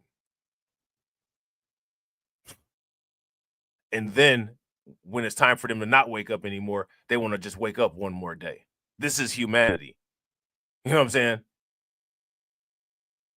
Yeah. Artificial intelligence is absolutely an evolution on humanity. You know what I'm saying? Of Wong Kim Ark. Shout out So Wong Kim Ark is completely irrelevant. What's good with it, bro? Good to see you. As Supreme Court precedent for the illegal migrant third world invaders' children who happen to be born on American soil. By the way, I would argue Wong Kim Ark is.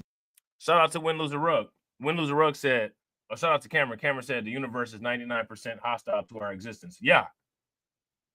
And somehow we're still here, and somehow us being here is a burden. I mean, clearly it is. You know what I'm saying? Shout out to Win Lose a Rug. Win Lose a Rug says we're the only species capable of making conscious decisions to shape our future. Facts.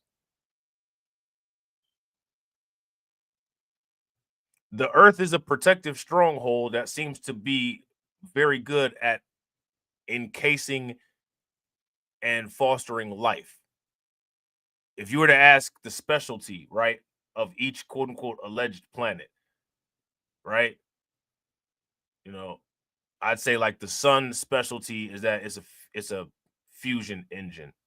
right? It's not a planet, it's a star, but we would say it's a fusion engine, right?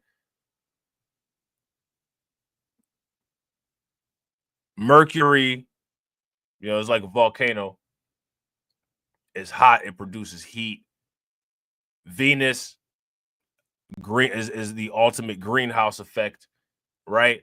But the Earth has shown over millions of years that the thing that the Earth is good at is creating an environment where life of many different kinds can sustain itself.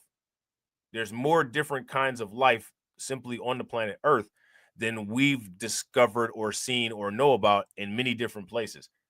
And Earth is a very small part of this quote unquote container that we live in. And as unique, right? As unique as life is, I guess people need to have a size comparison in order to be able to see how unique life is if they saw how vast the amount of space is where life doesn't exist. And because we live in a place where life is concentrated and where it exists, we just think it's abundant.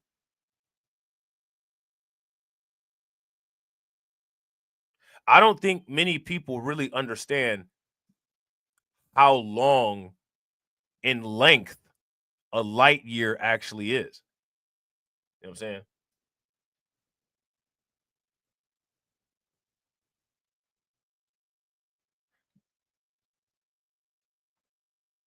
I don't think people understand how in relation to the entire existence, how short our lives are. Like seconds. It's like a second. As we say dog years, things out in the universe would probably relate us and say in human years. Yeah, shout out to Win Lose a Rug. Win Lose a Rug said, "Man, 1 light year is longer than a human lifetime." It's a light year is so long, it incorporates time into the distance. It is actually a physical distance also. You know what I'm saying? Shout out to the PowerPoint, right? In the PowerPoint, one of the cultural landmarks that I said people should strive for is to create a man-made structure that's 1 light year long. But again, this fell on deaf ears, and I'm sure somebody like Elon Musk will do it and get famous for it. And then people will say, well, there's nobody like us trying to do these type of things. Because that's what people do.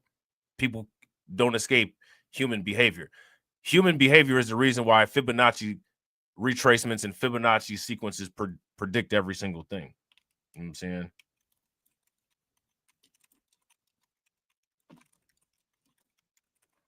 How long is 1 light year in miles?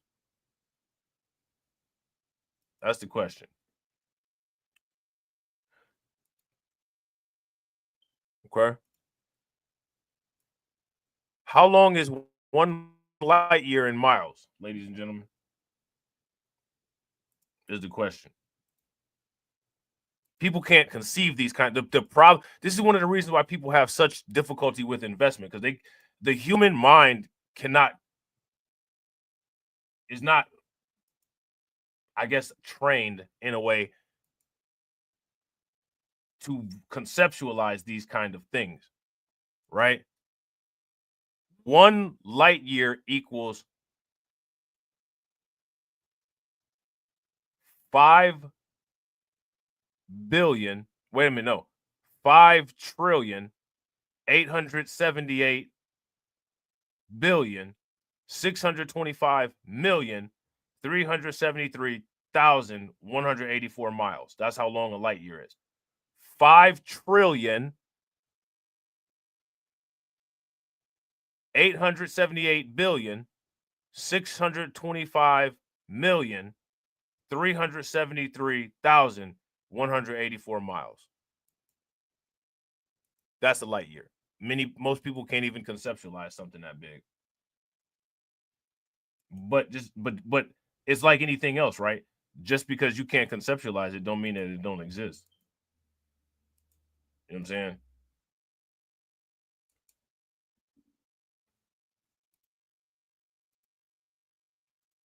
bad law. Just 2 years before this decision, the same panel of Supreme Court justices issued the infamous Dred Scott decision that said blacks born in America were not American citizens. That was later overturned by this. Now, even with the Dred Scott decision saying black Americans born in America are not Americans, at what point after that ruling were black people, quote unquote, deported, and where were they deported to? That's my question. Anybody that got the answer to that question in the chat, let me know. And shout out to everybody watching. I appreciate you guys. If you all haven't smashed the like button, please do me a favor, take a moment, smash that like button. Also, if you guys haven't hit the bell, please do take a moment and hit that bell.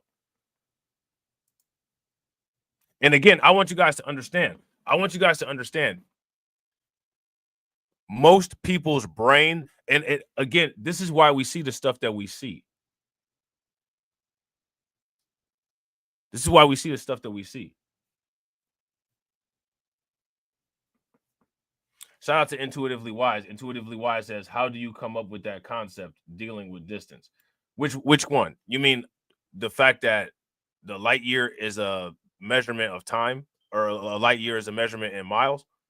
Because a light year is time is always a distance. It's a distance. Any element of time translates to a distance. It translates to a rate. It's always a distance. Any amount of time, right? What is the distance of an hour? A distance of an hour is about a 30-degree movement on a clock. The distance is moving 30 degrees, and then you just measure the length of those 2 points. Right? What is the distance of a day? The distance is a day that you draw a point, and the earth revolves, it turns a circle, a complete circle, during a specific time period. It's always a distance.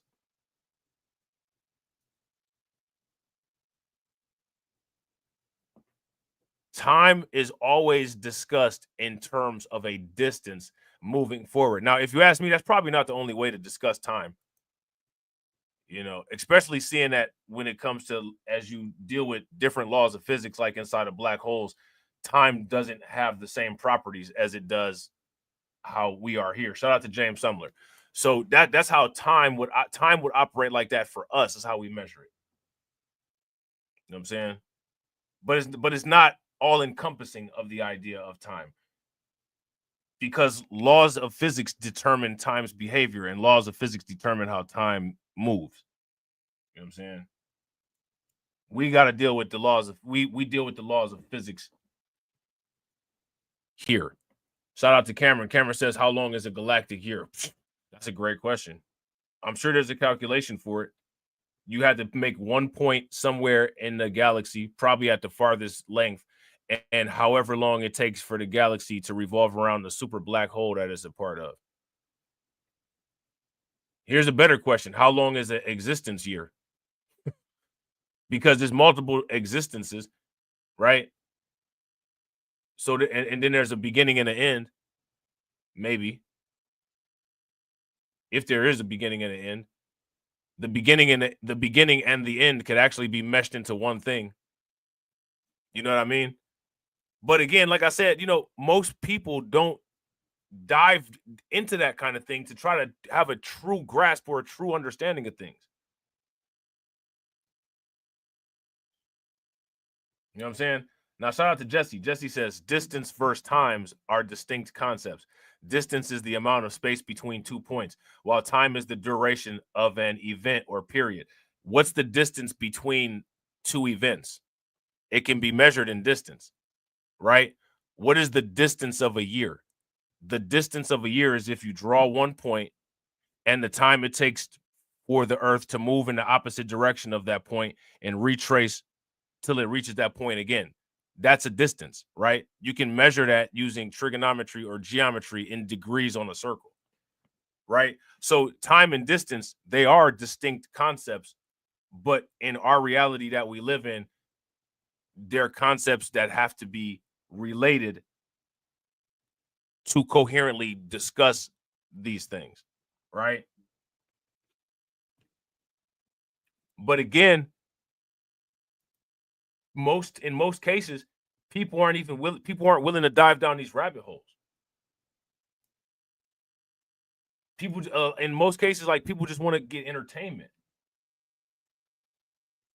and that's the thing. And people don't take the complexities for the artwork that they are.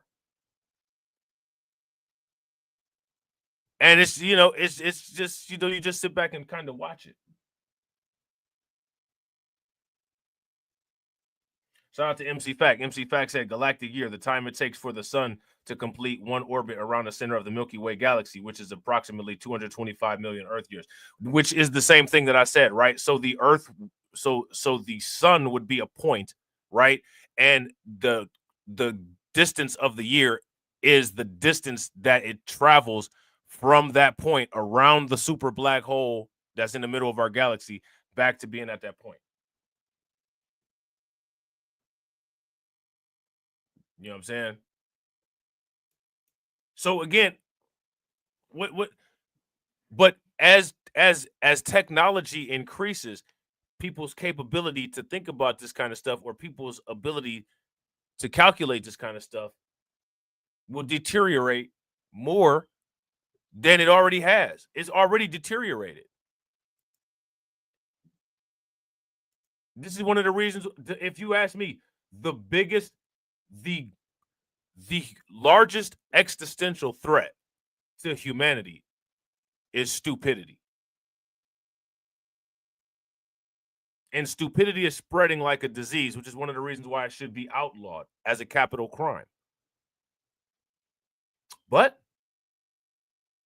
we live in a world that places value on only certain segments of intelligence and not all segments of intelligence. And when you live in a world where that's the case, you run into issues of advancement and issues of innovation. You know what I'm saying? If you guys would agree, give me a thumbs up. If you guys would disagree, give me a thumbs down. Supreme Court. So Supreme Courts, especially this one, makes bad decisions that have to be overturned. I would suggest that this was a decision that was expedient at the time when we had lots of Chinese immigrants in America. Shout out to Cassie, right? I gotta hit you with the Sonny logic. I gotta hit you like I gotta hit you with the logic like Sonny hit Will Smith. Will Smith was like, you can't turn a piece of canvas into a beautiful artwork.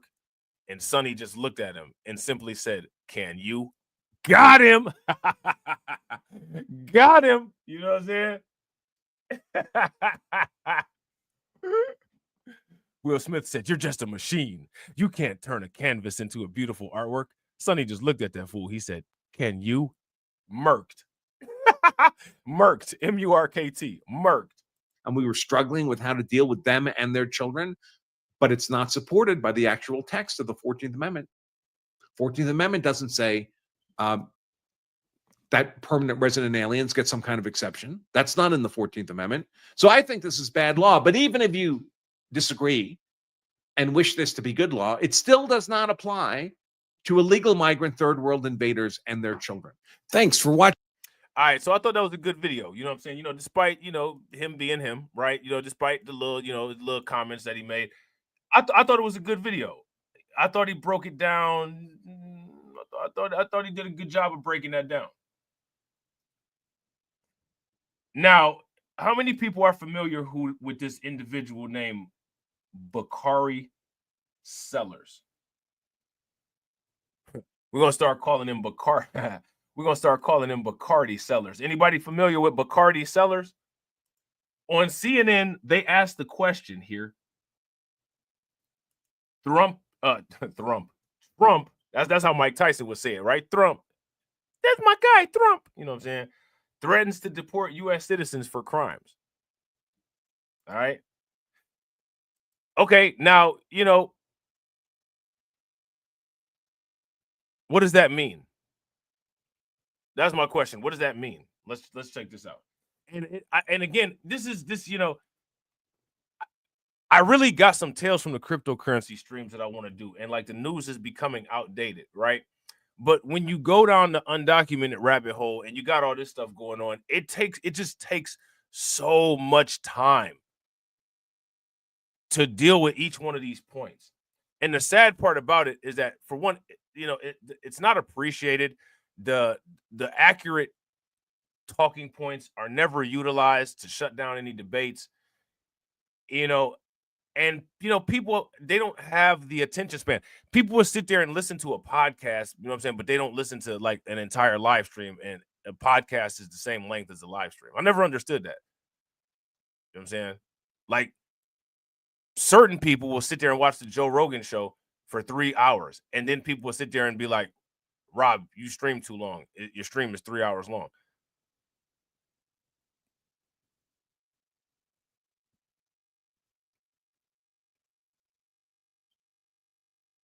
You know what I'm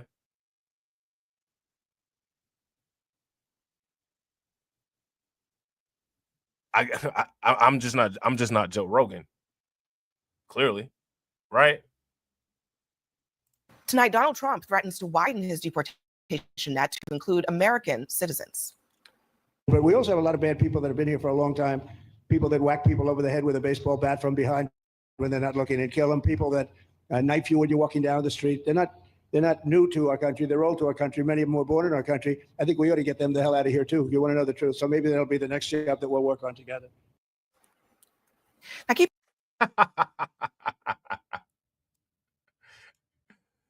Oh man. Now here's my question. What do y'all think about that?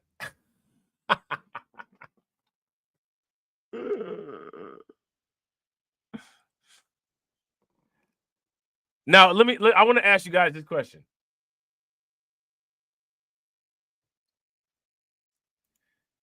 Shout out to Jesse. Jesse said, Rob, sometimes you do 8-hour streams. The only one I know of who do longer streams are Mike TV and Dane Calloway that are black. Yeah, shout out to Mike TV. You know what I'm saying? shout out to Mike TV. You know what I'm saying?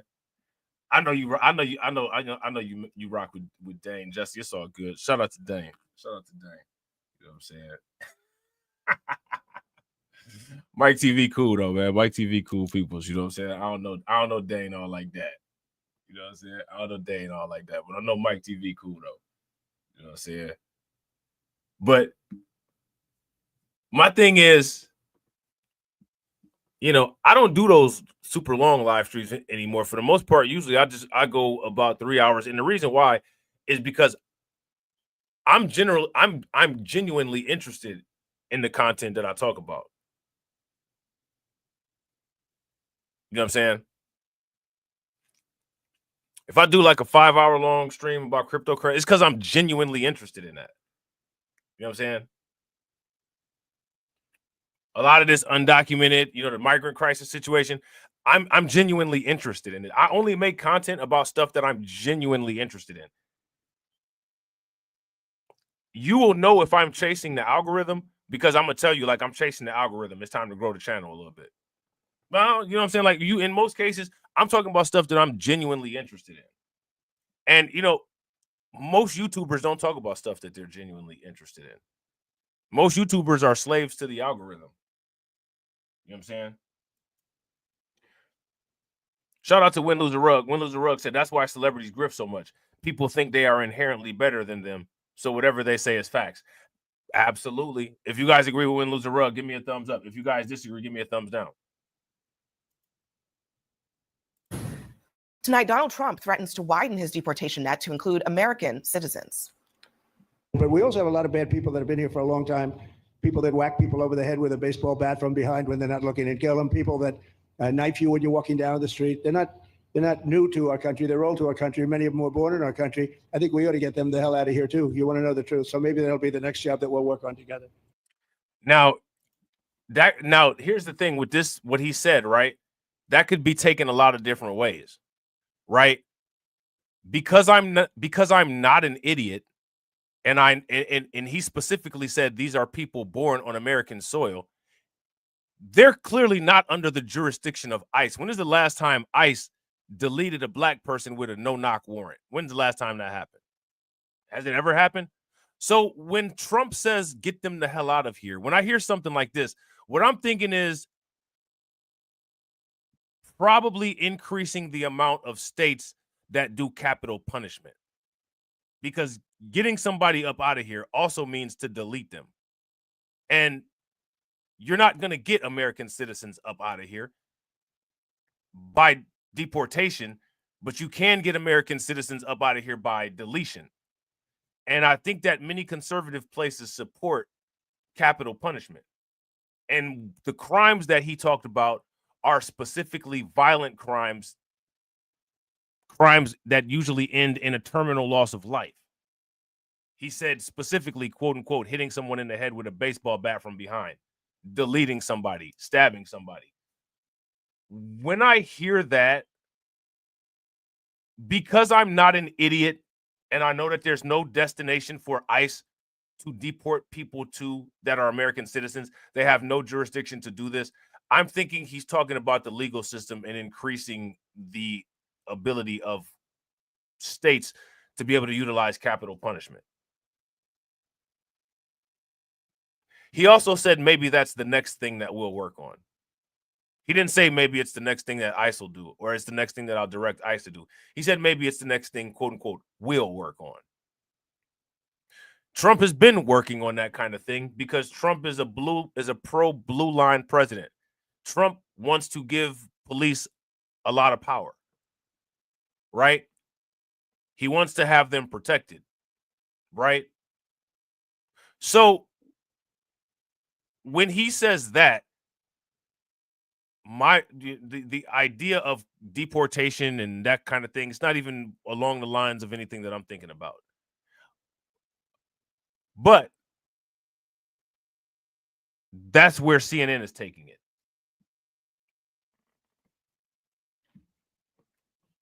That's where CNN is taking it. Now, here's my question. Do you guys agree with CNN's assessment of this situation, or do you think that they're wrong? If you guys agree with CNN's assessment of this situation, give me a thumbs up. If you guys disagree with CNN's assessment of the situation and you think that they're wrong, then give me a thumbs down. I think he wants to give states the right and ability and freedom to be able to enact more capital punishments for quote unquote violent crimes, because what he specifically discussed was quote unquote violent crimes. And if he's talking about American citizens, ICE is not going to deport them. Quote unquote, getting them up out of here is getting them up off of the planet. You know what I'm saying? So let me know what you guys think. Now, keep in mind, the DOJ is also now threatening to strip naturalized citizens of their legal status for committing certain crimes. All of this comes as Trump is touting the opening of what he's calling Alligator Alcatraz, an immigration facility surrounded by swamp and predators that holds 3,000 people. Republicans are touting it as low cost, complete with water, sewage, and power, and critics call it inhumane. Despite all the sort of theater of the Alligator Alcatraz of it all, Trump's comments today were really stunning. Honestly, American citizens, he's talking about people who were born here and threatening to put them in a deportation facility, deport them, take away their citizenship. Now, again, right, we saw and heard what Trump said. He didn't say anything. He didn't say anything like that.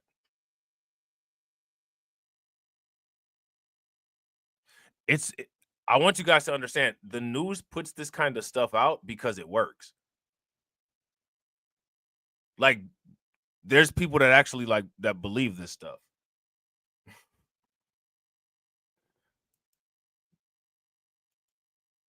If you guys agree, the news puts this stuff out because it works, give me a thumbs up. If you guys disagree and you guys think that it doesn't work, then give me a thumbs down. The news puts this stuff out because it works. The news puts it out because it works. What are we talking about here? I mean, he even talked, I think, when he was with the El Salvadorian president about needing more prisons there for things like this. I mean, it's beyond, if you were to make a list of outrageous things Donald Trump was going to do, I don't think this would even have made it on the list. It is so just punishing. I want you guys to pay attention. Pro-crime, pro-degenerate culture. Democrats, pro-crime. I want you guys to pay attention in many jurisdictions. How many criminals do the Democrats support? Pro-crime culture. Undocumented is a crime. Democrats protect it. No cash bail. These people have committed crimes. Democrats protect it.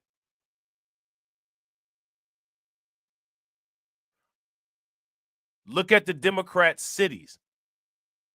More crime in many cases than employment. In many cases, crime is the employment. Pro-crime, anti-intelligent, anti-wealth culture is what the Democrats produce, create, and spread.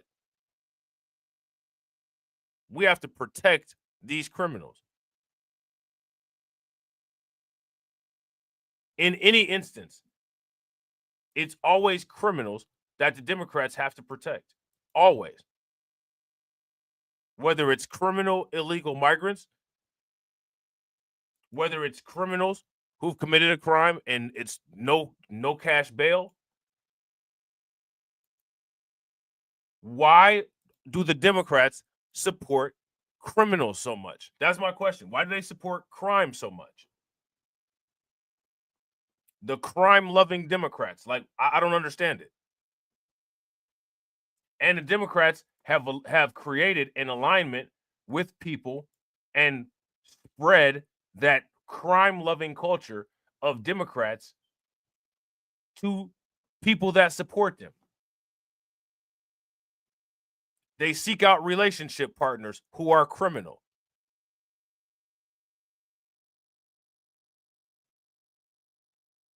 A lengthy rap sheet and gang tattoos are quote-unquote sexy. They have almost as much value as a 7-figure bank account in many instances. Pro-crime, pro-stupid culture. Again, show me where this is not true. The Democrats provide you rewards for mistakes and punish you for success. We will tax you if you've lived your life correctly, and we will reward you with unlimited income, housing, and food if you make mistakes.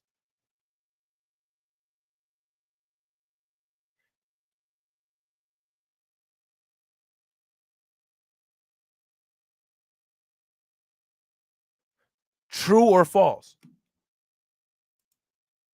Crazy. But the thing is that crazy things that Donald Trump says come to fruition. He will just do whatever he thinks. And now that this is in his mind, it's truly frightening that he might actually move forward and try to make a penalty for a crime being deportation for people who were born in this country. Well, it's not being deported and dropped off. I think what he has raised is the idea that we'll house some prisoners in a prison in another country. And I have no idea whether this is legal or constitutional. It's not legal or constitutional. And I'm sure that'll be debated out. And if it's not, then it won't happen. But what he is saying is if you have extremely violent populations that need to be housed in a prison somewhere, what's the difference between housing them in a prison here or there, other than the debate, I guess, over the legality of it? But that's what he has been raising. Other than a pesky little thing called the law. And I mean, I don't think under what authority would a president of the United States be able to deport? Here's my question. Honestly, who cares what happens to a criminal? Who seriously cares? Just get them out of the places where people are not criminals.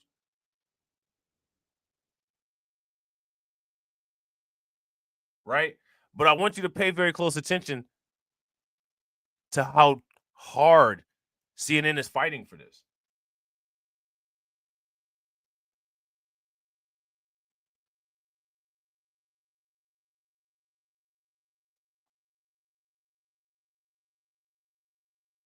Yeah, shout out to Katsy.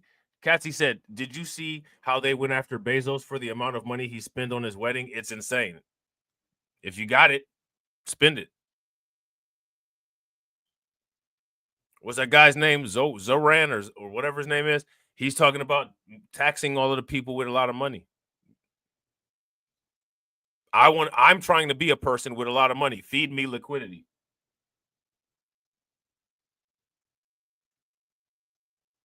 I see myself in the future as a person with a lot of money. I don't feel like giving it all away to people that have made mistakes in their lives.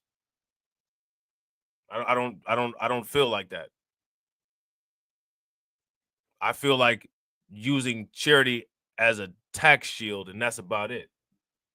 Shout out to Carlton. Facts. We're trying to be the new elite over here.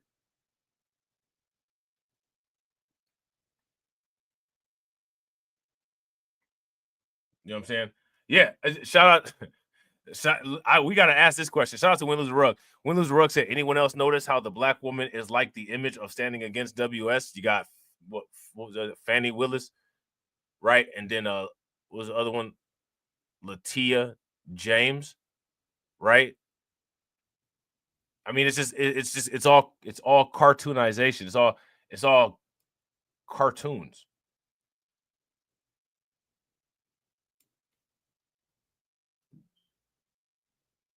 It's all cartoons, and people fall for it. Like, they fall for it.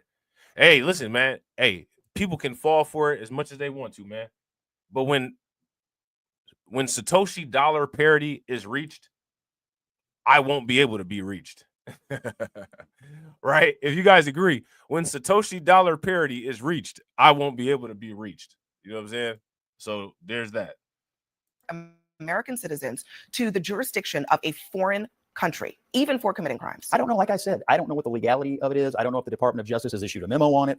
Just for the purposes of this conversation tonight, what his point was, if you have extremely violent populations that need to be warehoused in a prison, he raised the idea of putting them in a deal prison with overseas. extremely violent populations. Just Well, I just think that I don't think you can say, I don't think you can avoid what alligator Alcatraz is. I mean, I don't think you can just turn a blind eye to it.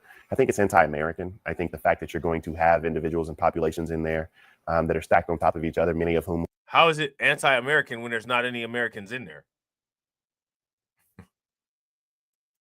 Like, let's just deal with that. Alligator Alcatraz is anti-American. How? There's no Americans in it. That other than people that work there. No United States of Americans anyway. Right? If you guys would agree, give me a thumbs up. If you guys would disagree, give me a thumbs down. Shout out to Win Lose Rug. Win Lose Rug said the Democratic organizations handed out stickers and said no one likes billionaires. I wish that my face was on those stickers. Hey, listen, shout out to the Kryptonians.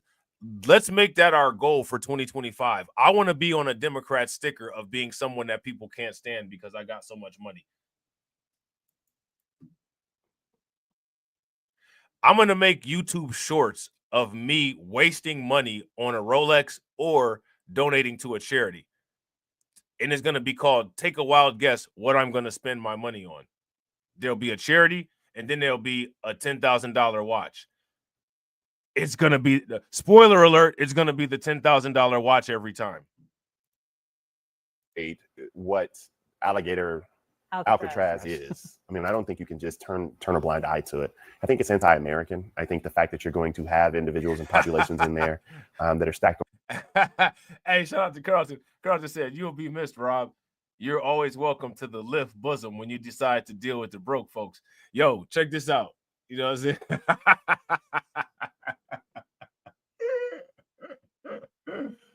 Look, check this out. Dollar Satoshi parody is my end game, bro. You know what I'm saying? Dollar Satoshi parody is my end game. On top of each other, many of whom without due process.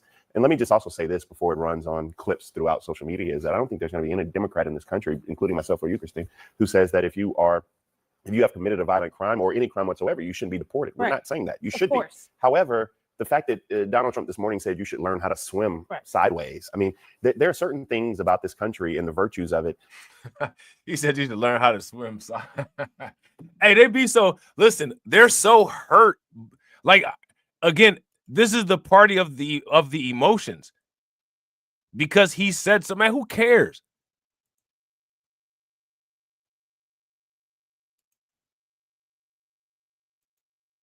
This is, do you guys see it? This is the party of the emotions. Man, who cares? He said such brutal things. Who cares? And the reason that Donald Trump and others are able to build alligator Alcatraz is because of the simple fact that you don't give people the benefit of their humanity. I also think that, look, if we want to have a conversation about who belongs where, when, how, and whether or not their citizenship status, and we want to look at everything. I mean, I would look at Donald Trump Jr. I mean, I would look at all of Melania's kids, all of Ivania's kids. I mean, let's just have a full conversation over who belongs here, how do they get here, their citizenship. Okay, so yeah, let's actually look at that. Is Melania an undocumented illegal migrant? Shout out to Carl. Carl just said swim sideways like Paul Wall, swimming sideways. Swimming sideways. So again, what Bakari Sellers just did is he just threw out a quote unquote immigrant trope without putting the undocumented part in front of it. I don't know what Melania's immigration status is because there's many different immigration statuses, but I have this feeling that whatever her immigration status is, I'm almost 100% certain she's not undocumented. And we're talking about undocumented people.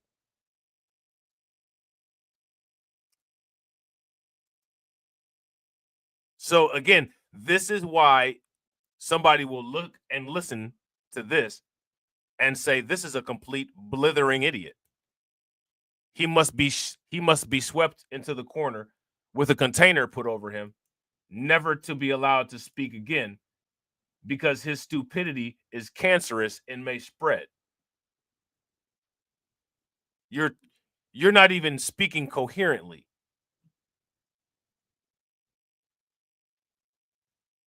Okay? Status. Let's just have a full discussion about all of it. Why is that not on the table right now? I mean, the only person here, it should be Tiffany Trump if we're going to have this discussion. Can I ask you why? Why is the only person that should be here is Tiffany Trump? What is Melania's status? Is she undocumented? Somebody in the comment section, let us know. Is Melania Trump an undocumented illegal migrant? If she is, let us know. If she is not, then let us know. So if she's not an illegal, undocumented migrant, why? I don't understand how she would be part of the discussion. Just because she's a immigrant? So now, again, you got the Democrats throwing all immigrants into one basket when the issue is undocumented. And again, so once you've identified someone as a blithering idiot, do they deserve the grace of seriousness anymore? If they do, give me a thumbs up. If they don't, then give me a thumbs down. Shout out to everybody watching. I appreciate you guys. If you all haven't smashed the like button yet, please do me a favor. Take a moment. Smash that like button. Also, if you guys haven't hit the bell, please take a moment. Hit that bell. And also, please share the stream to your social media. Pete, to respond to what Bakari said about the humanity of it all. The idea that because you're an undocumented immigrant, we don't know who they're going to put there. We already know that a lot of the people that they're detaining are not. So here's for Bakari's conversation purposes, Melania Trump, formerly Melania Nos, is a Slovenian-born former model who became a naturalized U.S. citizen. She first received a green card in 2001, granting her permanent residency. Sounds like she got her paperwork in order. So what kind of conversation would there be to have about her per Bakari Sellers? What would the conversation be? She clearly has documents. Green card is a document, right? And again, how is this?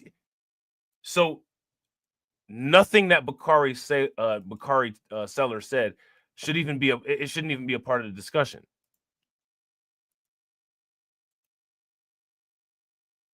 Right?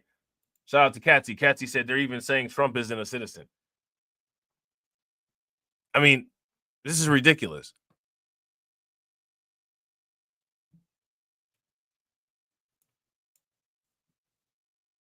This whole thing is stupid. You know what I'm saying? And this is one of the reasons why, I am interested in this and I enjoy talking about it, but at certain points it gets irritating.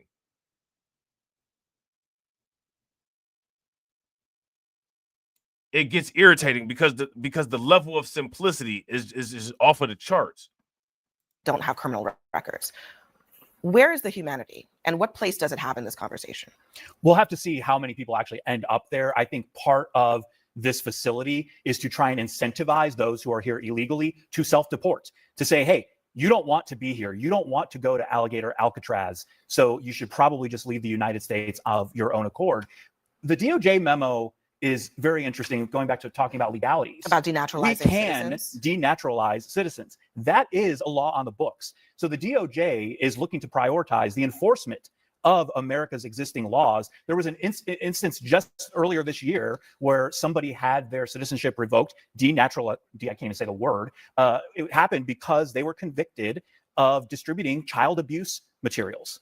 Yeah, it's something that can happen. It is something that can happen, but it's something that is relatively rare and is usually reserved for things like what you're describing there. Okay, then what's the problem? Isn't that what he just said? So again, she just deleted her own argument. That's why she started stuttering. You guys saw that, right? She murked her own argument, and then she started stuttering to try to cover it up. It happened because they were convicted of distributing child abuse materials. Yeah, it's something that can happen. It is something that can happen, but it's something that is relatively rare and is usually reserved for things like what you're describing there. So if it can happen and it's relatively rare and it does happen for extreme cases like what he's describing, then where's the problem?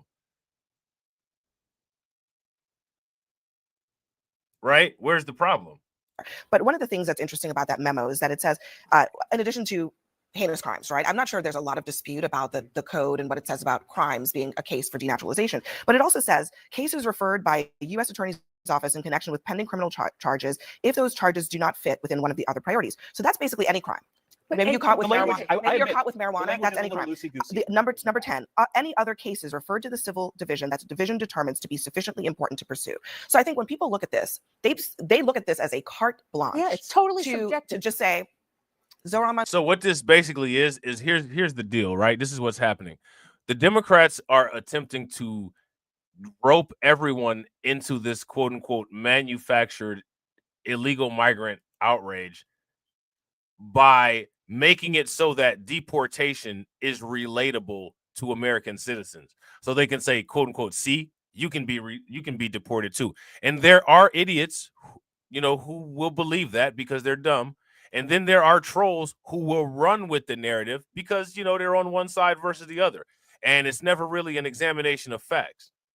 Donnie, you're a naturalized citizen.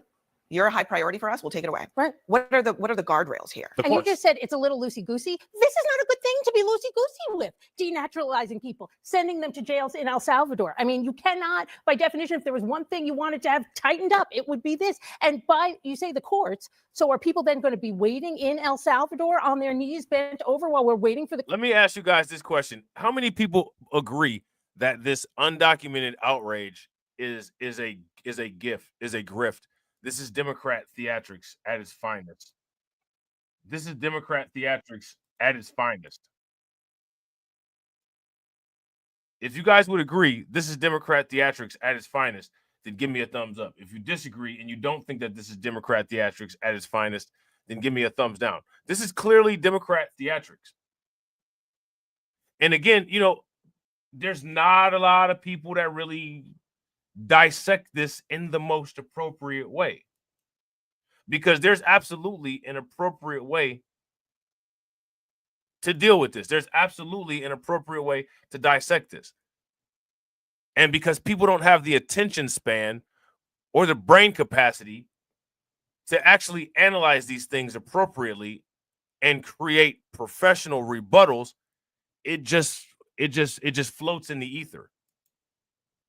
Courts to decide whether that American citizen should have been taken out of this country? I don't know, but I do know this, that's not okay. That you jump to the worst possible conclusion with nearly everything that Donald Trump says or does, including enforcing the laws of this country. Facts. I wouldn't disagree. Shout out to Jesse. Facts. Jesse said, these are the Democrat lunatics TD Media Group is always talking about. Bro, facts.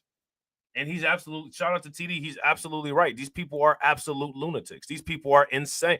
Like, these people are insane. Let me ask you guys this question. When is the last time you've seen a Democrat have a spirited debate with someone, and the topic of that debate is how a Democrat can protect rights of an American citizen or improve the life of an American citizen? When is the last time you've seen that? A non-criminal American citizen at that, I should say.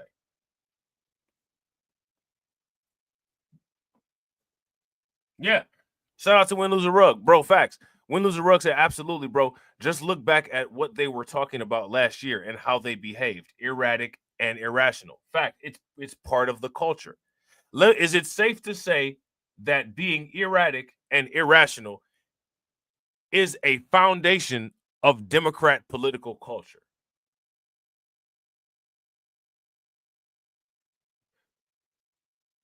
Is that safe to say in 2025?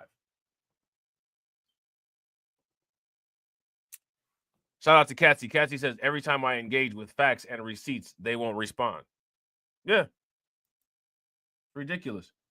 Said to the El Salvadorian president, we need more prisons there. I'm just thinking of what he said. I mean, there are plenty, according to Trump, of criminals who are here illegally that he can deport. Why does he keep talking about American citizens? Why is that a thing that keeps coming up?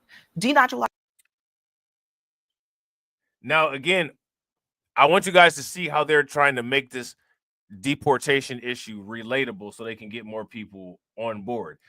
You see, Abby Phillips is trying to bring the conversation back. We're gonna reset here, right? We're gonna bring the conversation back to where the focus needs to be, and the focus needs to be getting more people involved and on board. So we got to bring it back to, we got to get more Americans to hear, quote unquote, you can lose your citizenship.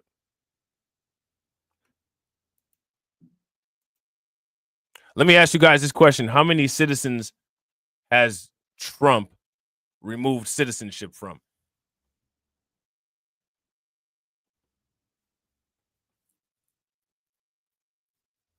Yeah, retail. Shout out to Carlton. Retail. Carlton said retail always falls for this kind of stuff. These are the type of people that get flushed out that fall for this. The flush out gang fall for this, bro. You know what I'm saying? If you're somebody that gets flushed out, you definitely fall for this. You know what I'm saying? Part of the flush out monolith. People who have citizenship, who've gone through a process, it's an onerous process. It's not an easy thing to become a citizen of this country. Why does that keep coming up? And is this an open door for him to start using the same authorities that he's using against undocumented people against Americans? Well, you heard him in the clip you played. He's obviously concerned. So now she just there it is right there. She just completed her point of bringing the undocumented plight into the fear sphere, right? The fear sphere of non-immigrants and American citizens. If you guys see this, the completion of this circle, if you see the completion of this objective, give me a thumbs up. If you don't, then give me a thumbs down. He can deport. Why does he keep talking about American citizens? Why is that a thing that keeps coming up?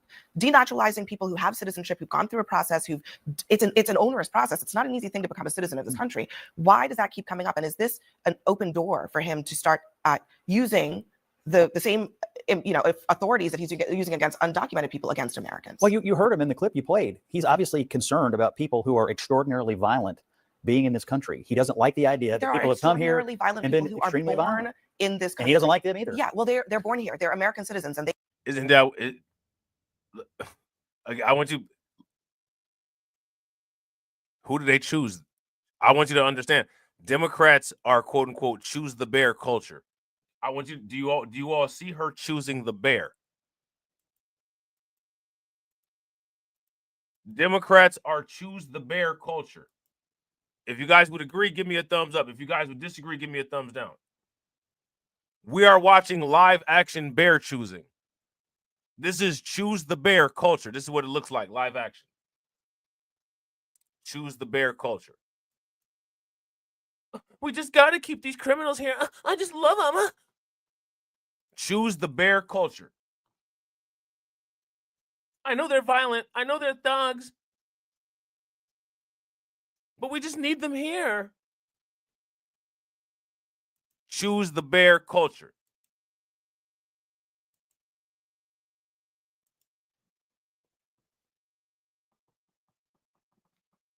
Okay?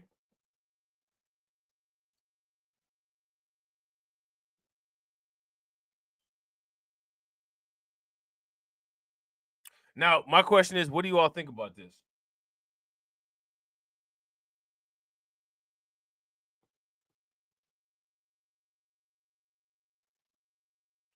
Shout out to Shout out to Cameron. You know what I'm saying? Cameron says she's cosplaying as one of our sisters, as if this subject is bothering Black American women. You talking about like Angela Rye? You know what I'm saying? One of our sisters like Tiffany Cross. If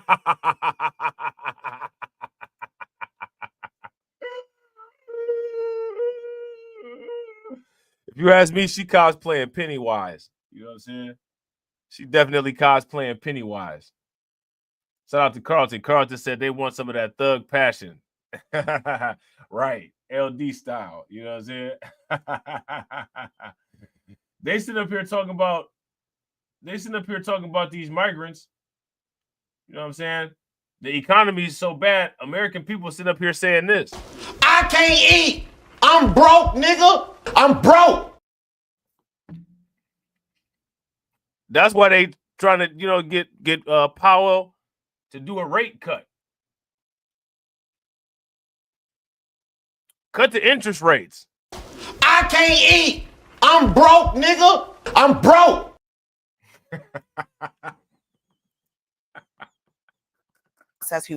It's an onerous process. It's not an easy thing to become a citizen of this country. Why does that keep coming up? And is this an open door for him to start using the same authorities that he's using against undocumented people against Americans? Well, you heard him in the clip you played. He's obviously concerned about people who are extraordinarily violent being in this country. He doesn't like the idea that people have come here and been extremely violent in this country. And he doesn't like them either. Yeah, well, they're born here. They're American citizens and they have rights. So why does, I don't understand why. You have rights until you're convicted of a crime, and then you have limited bare minimum rights because you're punished in a way where those rights are restricted as a result of your punishment. Again, I want you guys to pay attention to the criminal simping, right? I want you guys to pay attention to the criminal simping that Democrats do. Democrats will break their back for a criminal.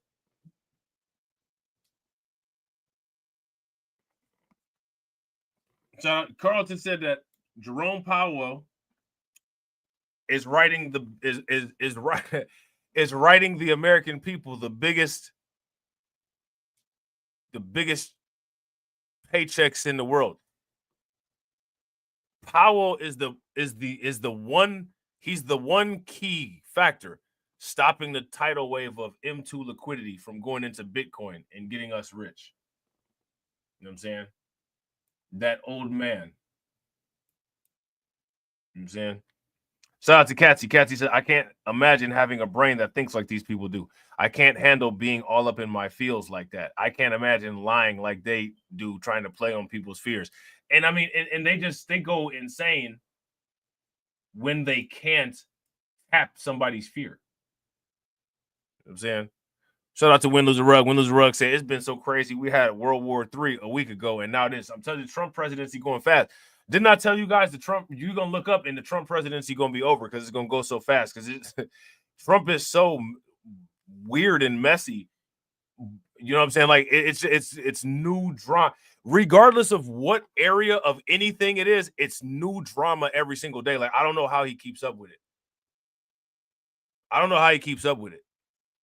what I'm saying? I left a comment on TD's video that he posted yesterday, and I said it's wild how Trump rambles in a circle, but then somehow miraculously gets back to the topic of what he's talking about. Like it's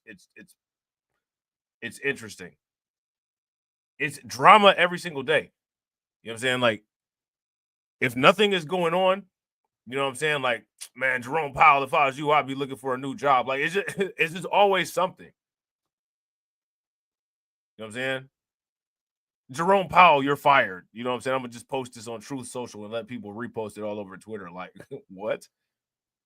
You know what I'm saying? Like, we about to go all in on Iran. You know what I'm saying? I'm going to take out the nuclear labs myself. Like, all right.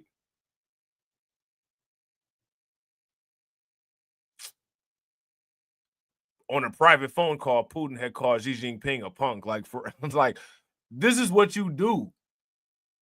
You know what I'm saying? Like, yeah, I wouldn't disagree. I actually, shout out to Tarek. What's good with it, bro? Windows and Rug said, hey, he always bring it. He do, man. It's wild. Like, I'm telling you, like, he'll go on a wild tangent. Like, he'll be talking about technology. Like, I love the children. The children are great. There's one. Hi. Her name's Daisy. She looks like a daisy. She looks like a daisy. Sweet Daisy. Sweet Daisy will benefit from the technology that the big, beautiful bill will bring. Like, bro, like, what are you doing? Like, I'm talking about, like, man, Trump goes to the farthest regions of the atmosphere on a tangent and then, like, will sharply bring it right back to what he's talking about. It's some wild.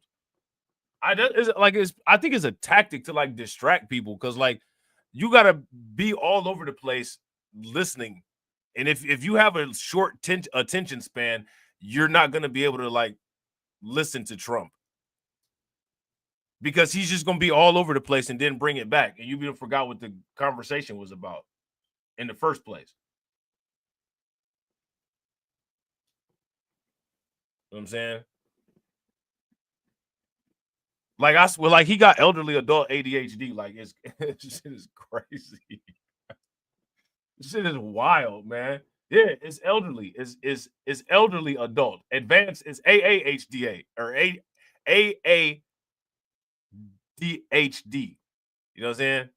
Advanced age adult attention deficit hyper whatever, right? But you know what I'm saying? Like Trump, despite that, you know what I'm saying? He's extremely sharp for a person of his age. Like that can't be denied. You know what I'm saying? Like I said, he's one of the people. He's one of the few people that's an adoptable old person. But again, look at how she's. I mean, we just gotta save these criminals, man. We just gotta save these criminals. Shout out to Carlton. Carlton said Trump has done a lot, deporting folks, creating God candles, flirting with black reporters, beefing with Elon, dropping bunker busters. Like just every day. Shout out to DSA. Every day, like it's like he got a notebook of like stuff that he says, I'm about to disrupt the world doing this tomorrow. Like, and then he checks off the list. You know what I'm saying? I'm about to just throw this out there and see how people react to it. I'm about to call up a couple of my friends and I'm gonna throw a tariff on China so that the markets tank. I'm gonna tell these fools to buy up all this stock. And then tomorrow I'm gonna be like, we're in talks with China. You know what I'm saying? I'm gonna call Larry Fink, do this for my portfolio real quick. I'm finna go ham on China on Twitter tomorrow. I'm gonna tank the market real quick, buy up a whole bunch of shares of XYZ company. All right, then on Friday, you know, so I'm gonna let it ride so y'all can get y'all orders in. And then on Friday, I'm gonna be like, me and Xi Jinping just talked on the phone. Xi Jinping loves Chick-fil-A. He had Chick-fil-A with me. He said it was great. He said it was better than he said it was better than General Tso's. I don't know if he said it was better than General Tso's, but he said it was good. He loves Chick-fil-A. You know what I'm saying? Like, all right. You need a navigation program to help keep track of a conversation with Trump. You know what I'm saying?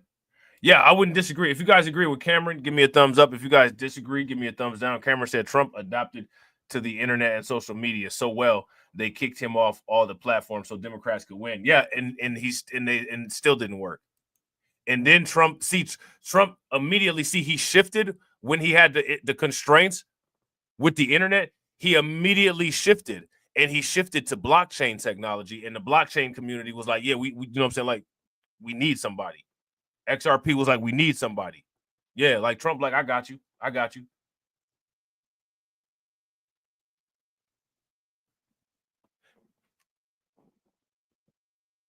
Shout out to AB. AB said, is it meat or is Chick-fil-A not that special? I love Chick-fil-A, bro. I love Chick-fil-A. I love the chicken nuggets from Chick-fil-A. I like the waffle fries too. You know what I'm saying? I love Chick-fil-A. I like Chick-fil-A better than Raising Cane's. But I ain't gonna lie to you though, I like Rally's chicken fingers the best. Rally's chicken fingers, like they got them from the grocery store and just dumped them in the breading. You know what I'm saying? Them Rally chicken fingers taste good as hell. They got the same type, like whatever type of seasoning that the French fries got. Oh my God. Oh my God. Rally's chicken fingers is crazy. Yeah, but I love Chick-fil-A though. But you know, Chick-fil-A, like, you know, they like a Christian conservative stronghold. But there was Chick-fil-A's in Ohio like long time ago, like when I was a kid, and then they just vanished into thin air, and then they like made a grand re-entry, and like it's been lit ever since.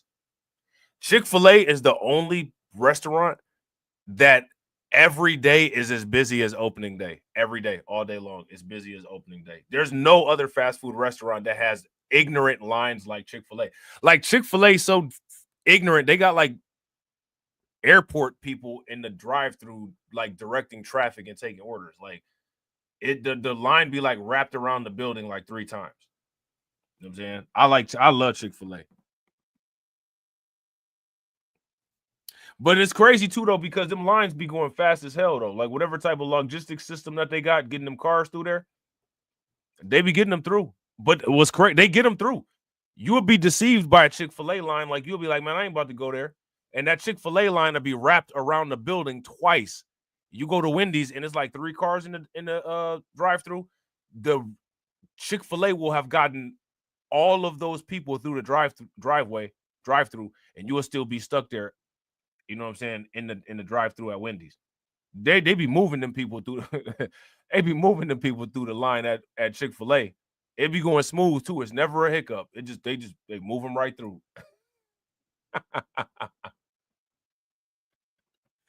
It's always crazy. That's one of the things I be looking for. Like if I drive past a Chick-fil-A, I always gotta be nosy. I gotta be like, man, let me see what the line looking like. Always, it's always lit. The Chick-fil-A line is always lit. Sun up to sundown. And they like the people that work there, they don't ever get upset. Like they never get angry. They just always happy. Like they got some type of like laughing gas in there that keeps the people fake happy. Because like they like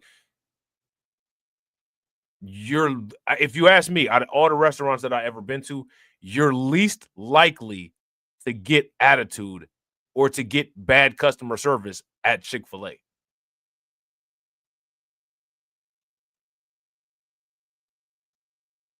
You know what I'm saying? When you go to Chick-fil-A, you got 2 people working the cash register at Chick-fil-A. You know what I'm saying?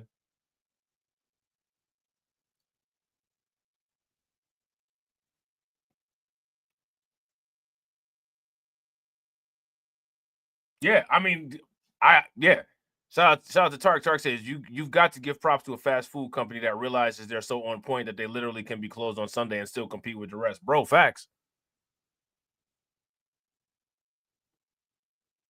They do it like, shout out to Win Lose a Rug. They do it like a massage parlor. They tell everybody my pleasure. You know what I'm saying?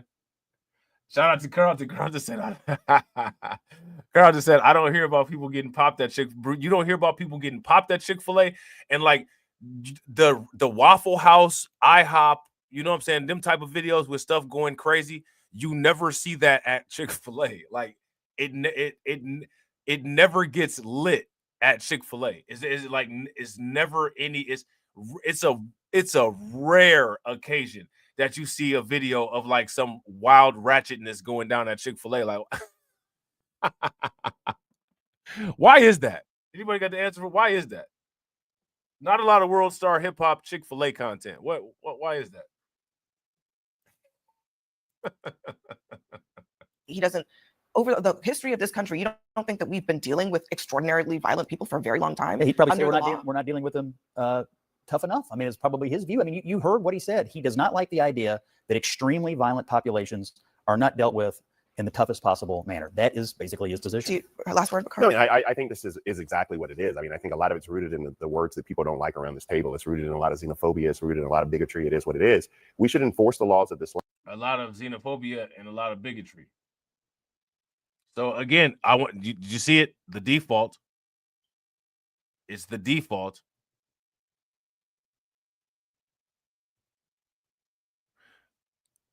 Now, I want you to, how many times have people started to notice? Again, like I've been saying this for a long time, this is the default.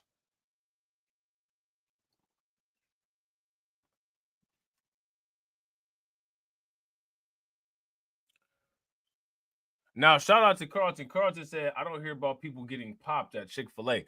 Listen, I went to a Chick-fil-A in St. Petersburg, Florida, and it was not a Chick-fil-A. I went to a Popeyes in St. Petersburg, Florida, and it was completely unrecognizable as a Popeyes. I had no idea. Like, I had no idea that it was a Popeyes. No idea. I was like, I've never seen a Popeyes like this. It was nice. It was clean. There were nice people working inside of it. I could hear myself think. Never seen anything like it before. I've never seen a Popeyes like that before. I didn't even. The building was made out of brick. I would have never. I was like, Popeyes like this exist? It was a rare earth moment. Like, I should have took a picture. There's literally, no one would ever believe me.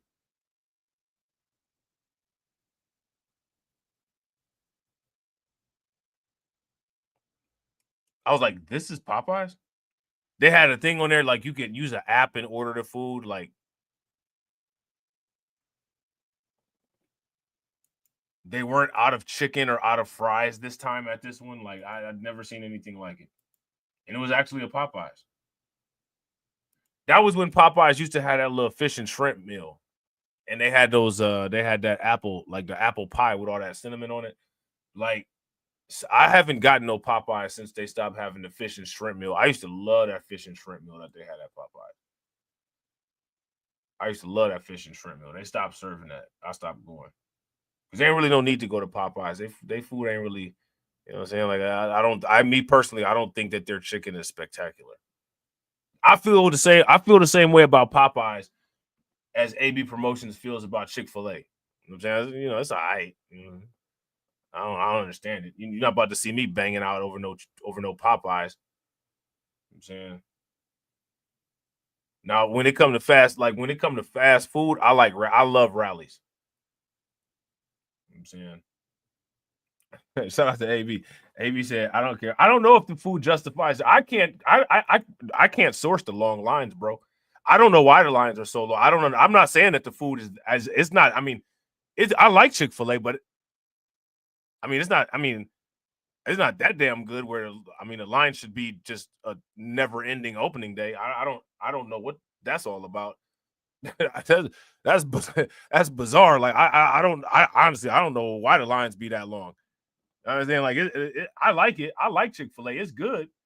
I saying, but it ain't that damn good. I mean, the people be in line like they waiting to get some crack or something. Like,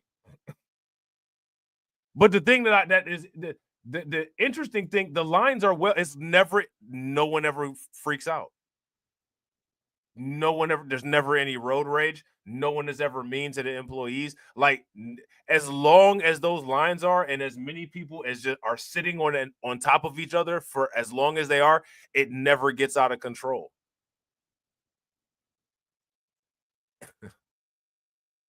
Has anyone ever witnessed that out of control Chick-fil-A situation? I've never seen an out of control Chick-fil-A situation.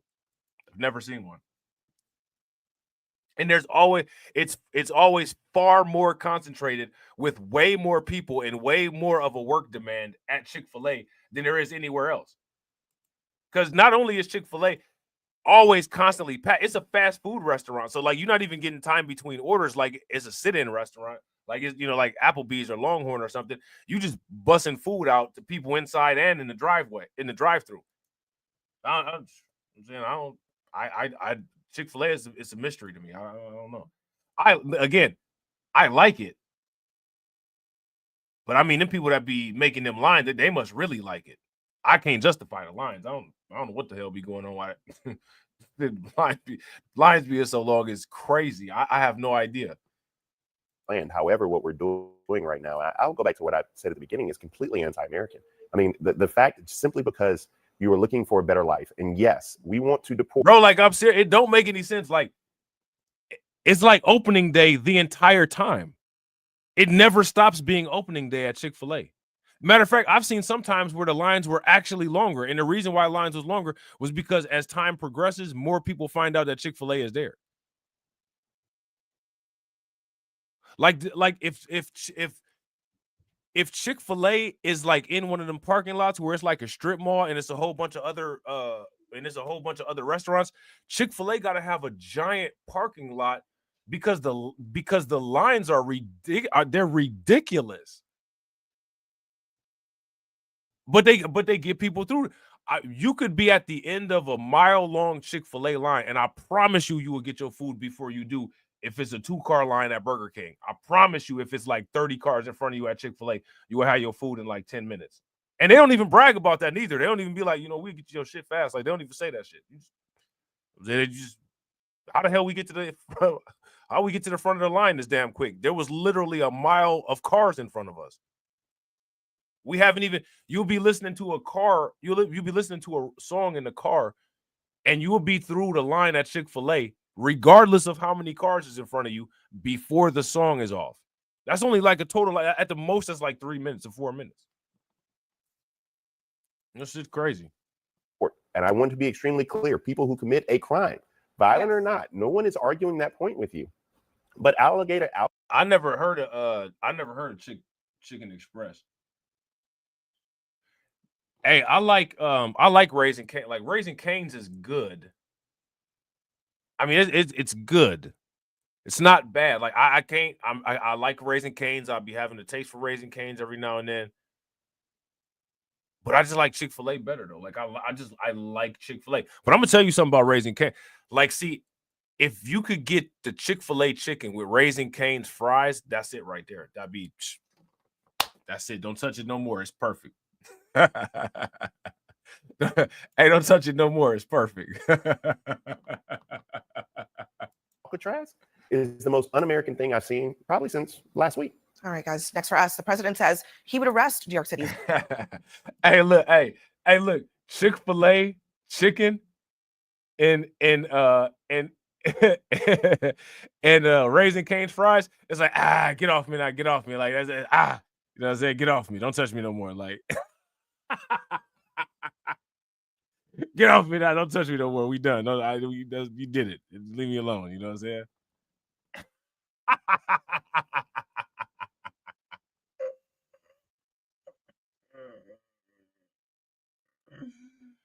Oh man, shout out to Carlton. Carlton said, how come there are no Latinos on this panel speaking against the deportations? It's always black and white folks. I don't know. You know what I'm saying? I don't know. White. Well, I would say it's because white people and black people talk about everything and everybody. You know what I'm saying? And they do it openly. You know what I'm saying? So that, I mean, if there's anybody that is going to be openly, brazenly talking about stuff, it's going to be black people or white people. So, you know what I'm saying? Like, why not just have black people and white people talk about it? Because they're not going to shut up anyway. You know what I'm saying?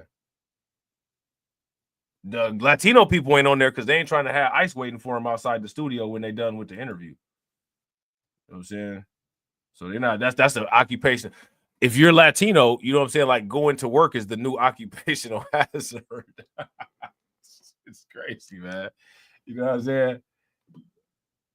Right? Like, so, if you're, they don't want to deal with that. I don't blame them. You know what I'm saying? I wouldn't do it neither. What the fuck? Oh, shit. What's good, bro? Shout out to TD. I'm like, what the hell? I thought that was Izzy or some shit. What's good with it? What's good with it? We're talking about chicken. They're not talking about nothing. Let me jump in this stream real quick. You missed it. Shit, you late. You know what I'm saying? You run on Popeye's time, bro. This shit dead. This shit dead. This shit dead. This shit dead.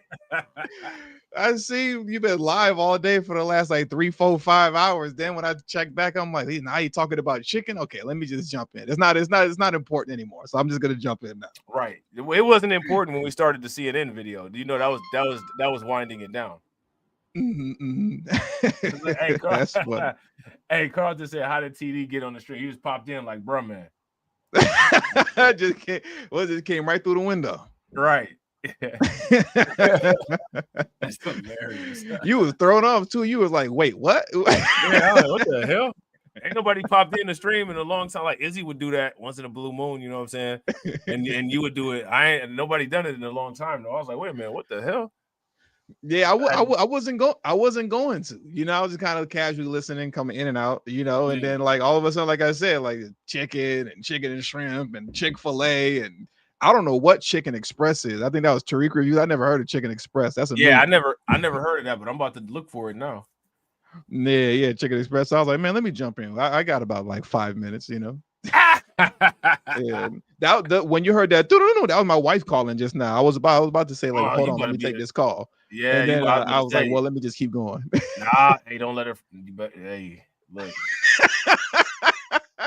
Hey. All right, well, let me mute up real quick. Yeah. Do your thing.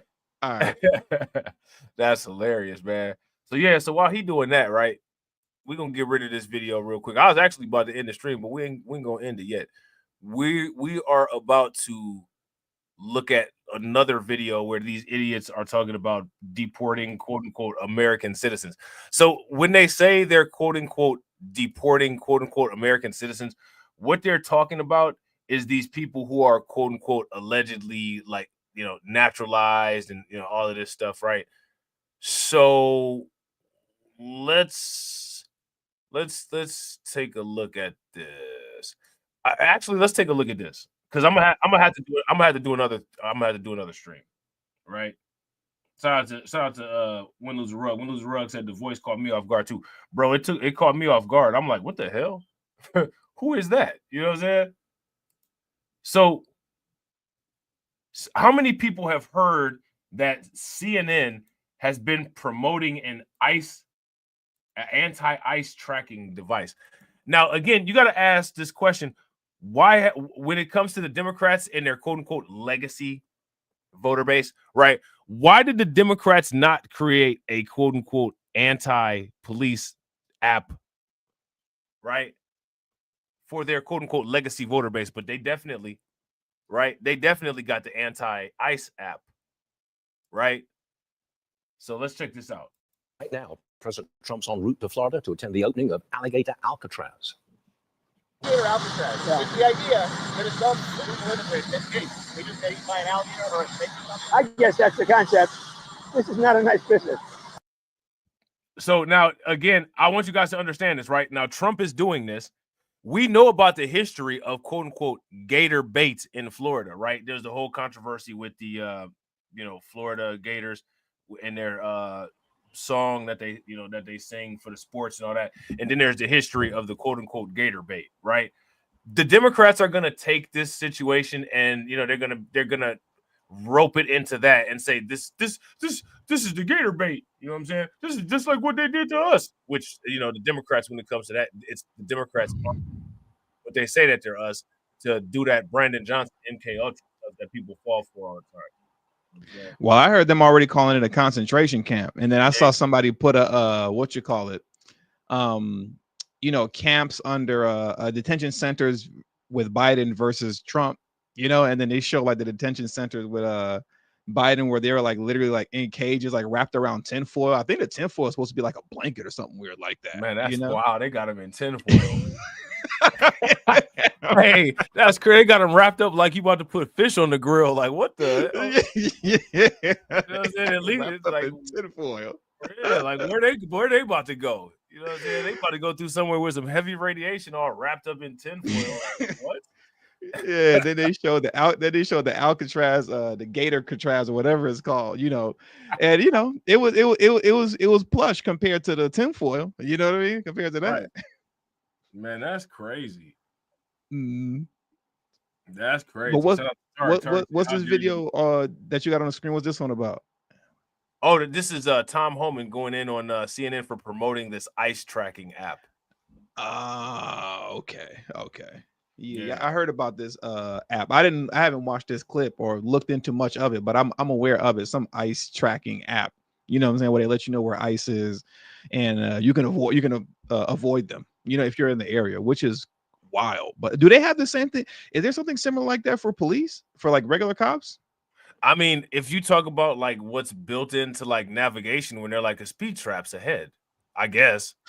Oh yeah, that's true. But I mean, like, I think that like a speed trap ahead is completely different than an illegal migrant driving the car, and it's like ICE is up ahead. Like, I think it's like apples. Yeah, it's like apples and oranges. Like you said, speed trap ahead versus like we're trying to take down like a drug dealer right now. So don't go, so the drug dealer can look at it and say, "Oh, I know exactly where they are. Okay, I won't go over there."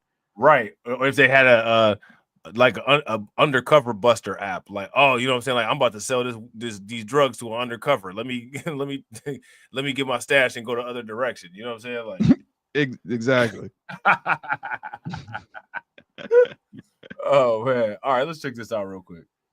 Right now, President Trump's en route to Florida to attend the opening of Alligator Alcatraz. Alcatraz. Yeah. It's the idea that it's some illegal immigrants in case they just get eaten by an alligator or a snake or something. I guess that's the concept. This is not a nice business. I guess that's the concept. If snakes are fast, but alligators, we're going to teach them how to run away from an alligator, okay? If they escape prison, how to run away. Don't run in a straight line. Run like this. And you know what? Your chances go up about 1%. Okay? Not a good thing. Well, that's tough stuff. Joining us now is Border Czar Tom Homan. Tom, let me digress for a second. Yesterday on this program, Florida Congressman Carlos Jimenez said he wants you to focus on criminal migrants. You said what? I said Tom Homan always looked mad. He always making a face like a fly landed on his nose. Man, stay looking pissed off. Yeah. Like he always like ice grill, like Tom, he's ice grill, you know what I'm saying? Like he got that ice grill. That's hilarious, man. He just always looks irritated, you know what I'm saying? Mm-hmm.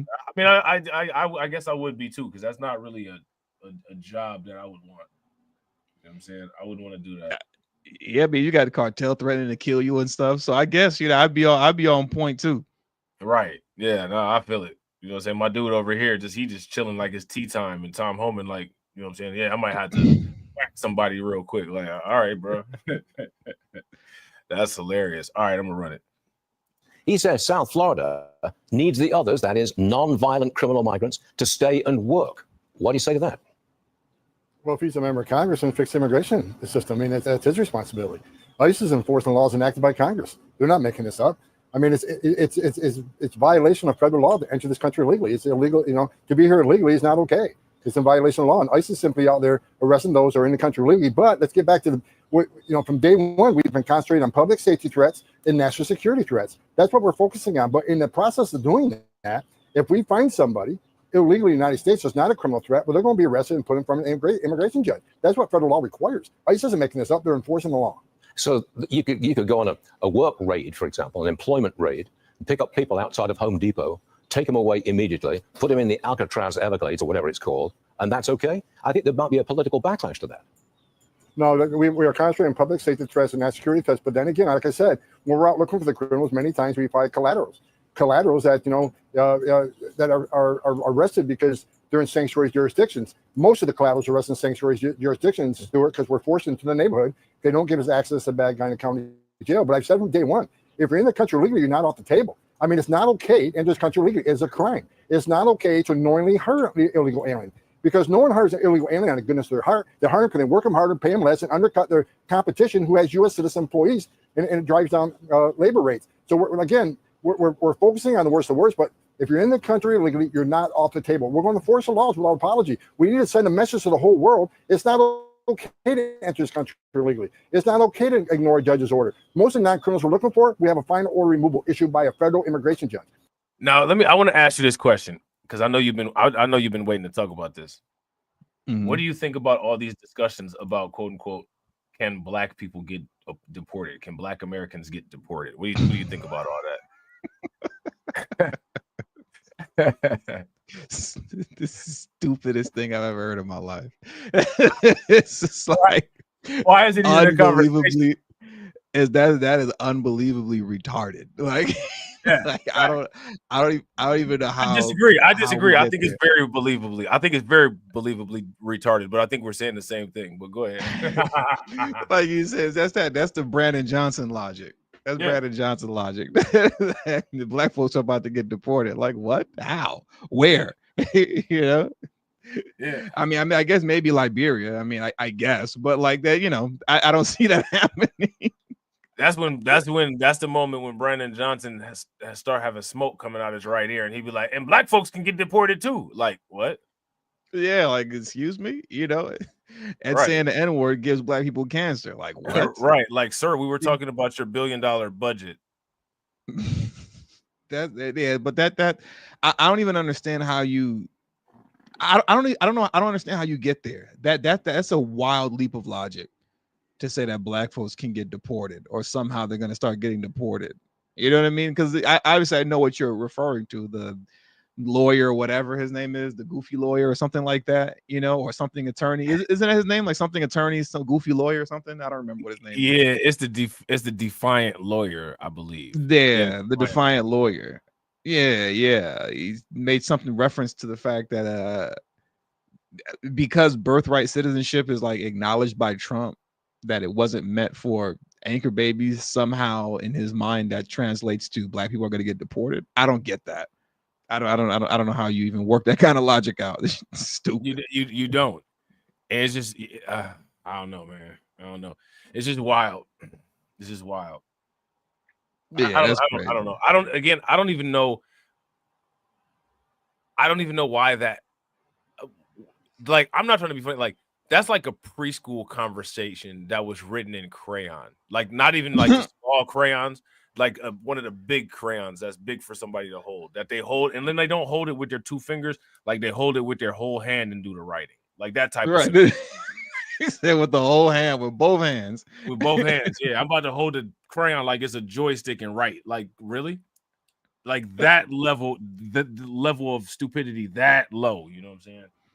Yeah, that's a high level of stupidity, man. That's like a high level of stupidity. I don't know how you do that, but you know, I guess it's effective because they keep saying stuff like this. Like, is it from Jamal Bowman saying that black folks have higher rates of cancer because we get called the N-word directly or indirectly, and you know, black folks are going to get deported and all this other foolishness? Like, I guess it's effective. They wouldn't be doing it if it wasn't effective.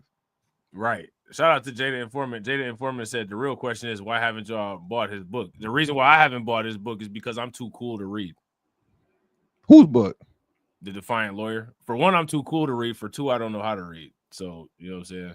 There's that. Oh, he was selling a book in that video? I guess, I don't know. I guess he must have a book for sale. Yeah, everybody sells a book. You know what I'm saying? Okay. Everybody sells a book. You know what I'm saying? I'm gonna just tell as many people as I can that I don't know how to read and see how that works. Hey, right, bro. It's over with if you full fisting a crayon.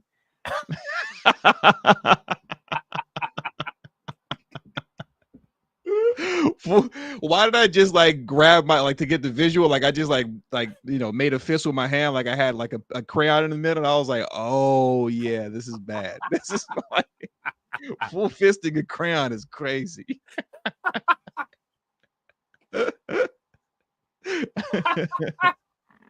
I literally did that when he said full fist in the crayon. I said full fist in the crayon, and I like made a fist and imagine like a crayon in the middle. I said, oh, okay, yeah, that's one of the big ones too, bro. It's one of them big crayons that come in an 8-pack. With a dull tip, it's not even sharp, so you can't even write thin. You got to press on it. You know what I'm saying? Right, you got to press on it. Hey, that's crazy though. Yeah, them arguments is dumb, man. It's so ridiculous. And like the thing is, like again, like with my biggest issue with people asking that stupid question is that with people asking that question, right? You actually have like conservatives now having to dive back into American history that they've denied forever. That's wild. Like when you got to go back into the history books, like, okay, we said this wasn't real, but look. Right. We've got to now use DEI to do our anti-DEI because the 14th Amendment was our original DEI, is OG ancient DEI, right? But then, like, while these people have to cop to this situation that they've lied about and denied forever, there's literally no one, you know what I'm saying, piling on and saying, now that you have to cop to this in order to get this immigration thing straightened out, now it's also time that you address the other circumstances about this. No one else, like no one is putting that together. And I think that it just says a lot. You know what I'm saying?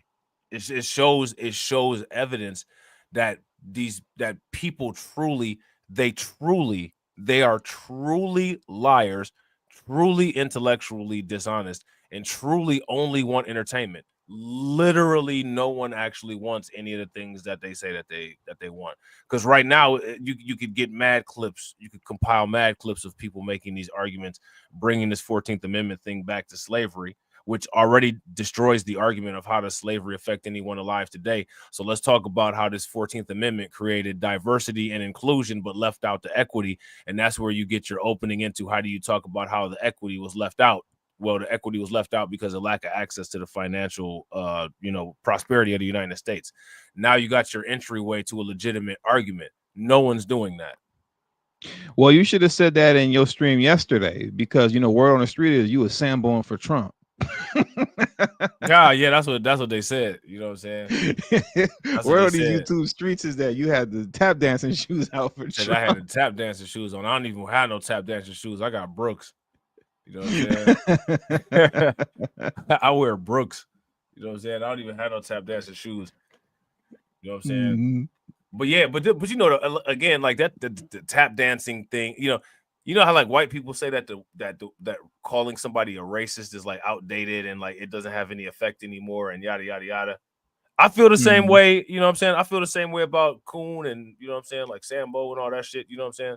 That shit is outdated. Nobody cares. No one's gonna stop having a difference of opinion than the mainstream thought tyrants just because you throw the word Sambo out or Coon out a million different times. You might mess around and get pulled up on and typed up. You know what I'm saying?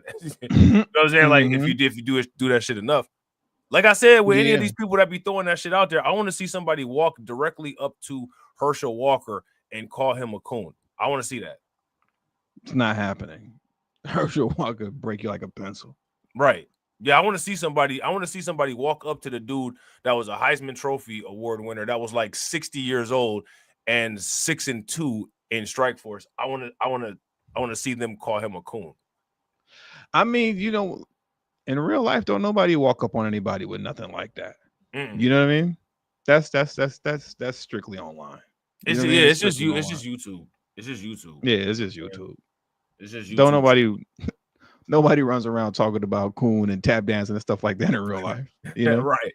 Like the YouTube streets is as far as YouTube street team actually goes. Like no one's pulling up anywhere. Shout out to Jesse. Jesse did to Roland Martin. I'm not mad at that. He pulled up on Roland Martin in real life? Yeah, that's what he said. Shout out to Jesse. Look, hey, where you run up on Roland Martin at? Hey, look though. If you had to told Roland Martin that you was an Uber Eats delivery driver, he would have let you just, you know what I'm saying, guards completely down. He would have had it. Hey, shout out to Carlton. Carlton said the so-called coons are usually in shape. Yeah, that's facts. You know what's funny? I was gonna say that. I promise you that was on my mind, and then I just kind of let it let it go. You know, you be thinking about something. I was just like, yeah, I'll just whatever, right? You know. Right. But I was gonna bring up what's his name? Black Conservative Perspective. From my understanding, like he's swole. Like that's like a big dude. Oh, for real? Yeah. Like he's not, you know, I guess you can't tell just I guess because he'd be sitting down or whatever. But yeah, apparently like he's in shape. You know? I ain't mad at it. I ain't mad at it. Yeah, he's a big dude. What's his name is big, but he's Officer. I see the informant media. He said Officer Tatum. Officer Tatum just big. Like he out of shape. That's all. I think Officer Tatum used to be a collegiate athlete, if I'm not mistaken. Yeah, he was a football player. He was a football player back in the day. Yeah. So he probably had like some natural strength. You know what I mean? Like he was. I don't know what position that he played, but I think he played the bench at a Division 6 school, probably. He does it. He had a highlight film on ESPN 11. You know what I'm saying? Officer Tatum is 4'4". Ain't no way. That man's not 4'4". Stop it. It's not 4'4". Hey, look, right. Fake news. 4'4". 4'4" is hilarious. Hey, that's crazy. hey, he need to sit on a telephone book inside of a Mini Cooper in order to see over the dashboard if that's the case.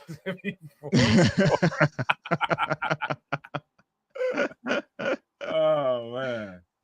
That's hilarious, man. That is funny as hell. Mm-hmm.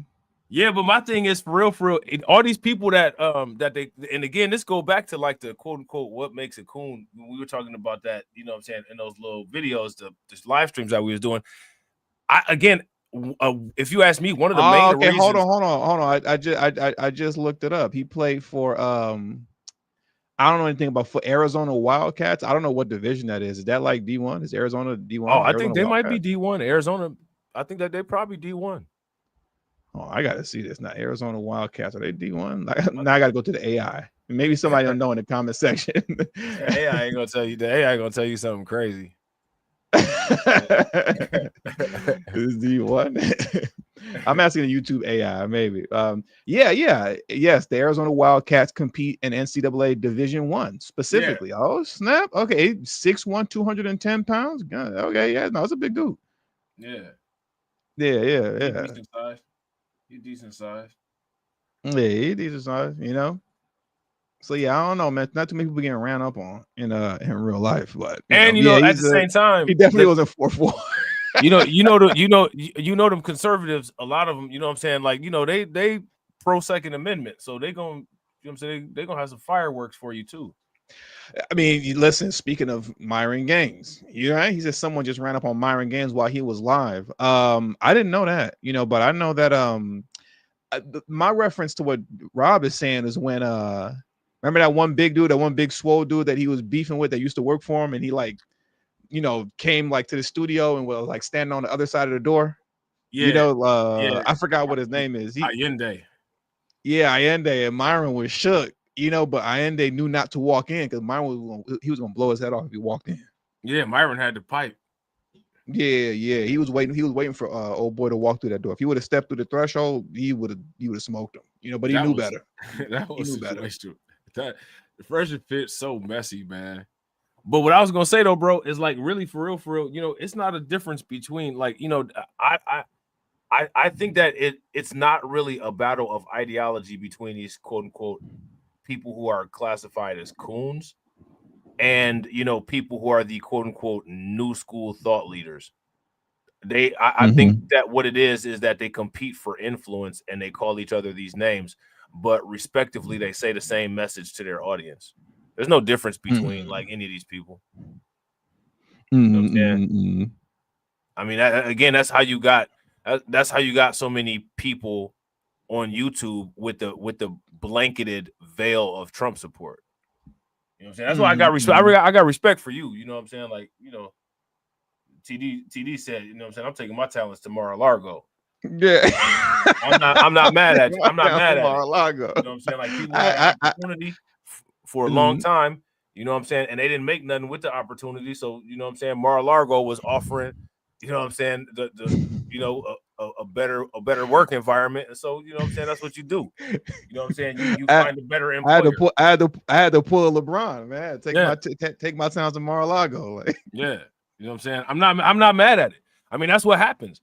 You know what I'm saying? Like you either you have to compete to maintain your good employees, or better employers will take your good employees. And I don't think that a lot of the audience at that point that you were talking to, they clearly have no concept of that. They don't understand that. They don't get it. They don't understand the value of self-worth. No one has to sit around and do shit for free because somebody thinks that they should have something to listen. Nobody has to do that shit.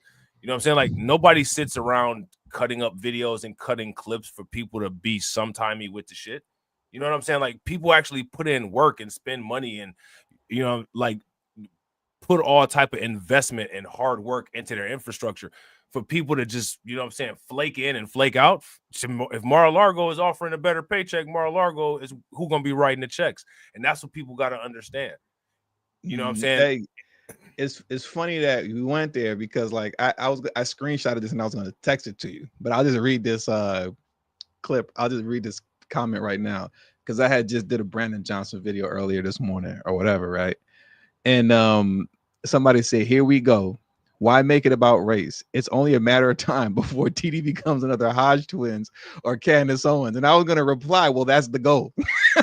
Yeah, I mean, who wouldn't want to be a millionaire? You're not going to make him a millionaire, clown, right? The reason why somebody will become a Hodge twins or a Candace Owens is because a clown like that won't contribute to making somebody who used to provide them in-depth, original reparations interviews, won't make that person great. You know what I'm saying? Like, you can't, you clearly cannot get that. You cannot achieve that type of audience servicing people that are supposed to care about these type of issues. You know what I'm saying? Now, if you don't do that type of shit, you have a vast, unlimited audience that's available for you, like Candace Owens and the Hodge twins. Who creates that? Who creates that environment? People that choose to watch versus people that don't choose to watch, and nobody wants to take responsibility for shit. So, you know what I'm saying? It don't matter about whether people take responsibility for shit or they don't. Realize that everybody contributes to supply and demand, and if you look at somebody over in a particular situation, there could be a reality that you contributed them to being where they at. And you know what's so funny too? You know, as far as my channel is concerned, it really more or less happened on accident at first, you know, because I was just talking microcrisis stuff, you know, and as they like to say, them folks, like them folks that's up there on the screen right here. Yeah, them folks, they just started pulling up. They just started pulling up. Hey, and next it was thing like, you know, oh, okay, you know, yes, well, since you're here, all right, right. Next thing you know, when the folks start pulling up, your channel start responding in different ways than when your folks start pulling up. See, why is that? Y'all gotta tell y'all in the comment section gotta tell me, because like y'all are the ones that make the YouTube channels behave this way. So like y'all gotta explain it. When different people show up, the channel behaves in a different way. You know what I'm saying? Like, like so you have a different group of people that show up. Next thing you know, you have like damn near 200,000 subscribers. You have the same people that show up. You'll be like undocumented and not even have 1,000 subscribers. Why do y'all do that to me? Is my question. You know what I'm saying? I felt the pain. I heard the pain in your voice when you said, "Why do y'all do that to me? Why y'all do that to me?" You know what I'm saying? I swear I felt the pain. He was talking, and it was just like more or less about whatever my channel is, and it flips. And why do y'all do that to me? Seriously, like what I do to y'all, man? Like, come on, what am I guilty of? What? Why? You know what I'm saying? Oh man, see, I gotta run, but we actually do gotta like. For those of you guys who don't, well, you wouldn't know, right?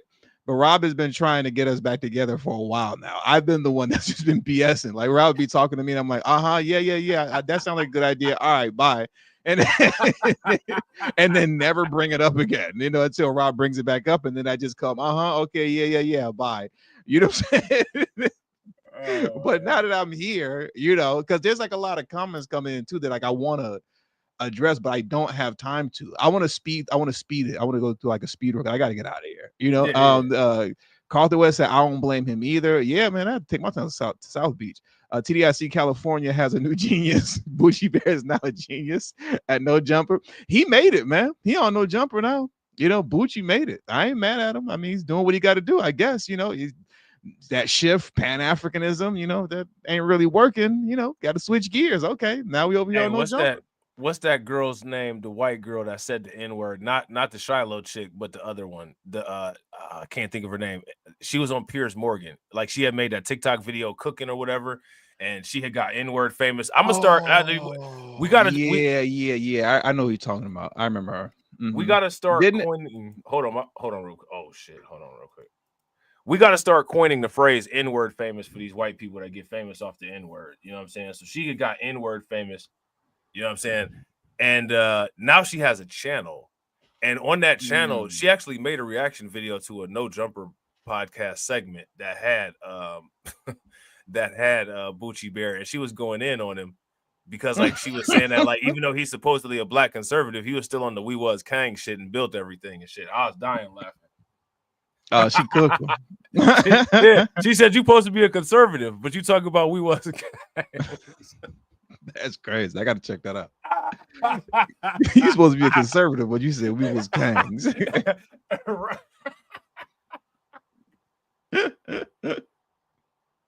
Yeah, man. But he made it. You know, that man up there with Adam 22 now. Like, all right. Yeah, it's the Lily Gaddis. Lily Gaddis, I think is her name. The thumbnail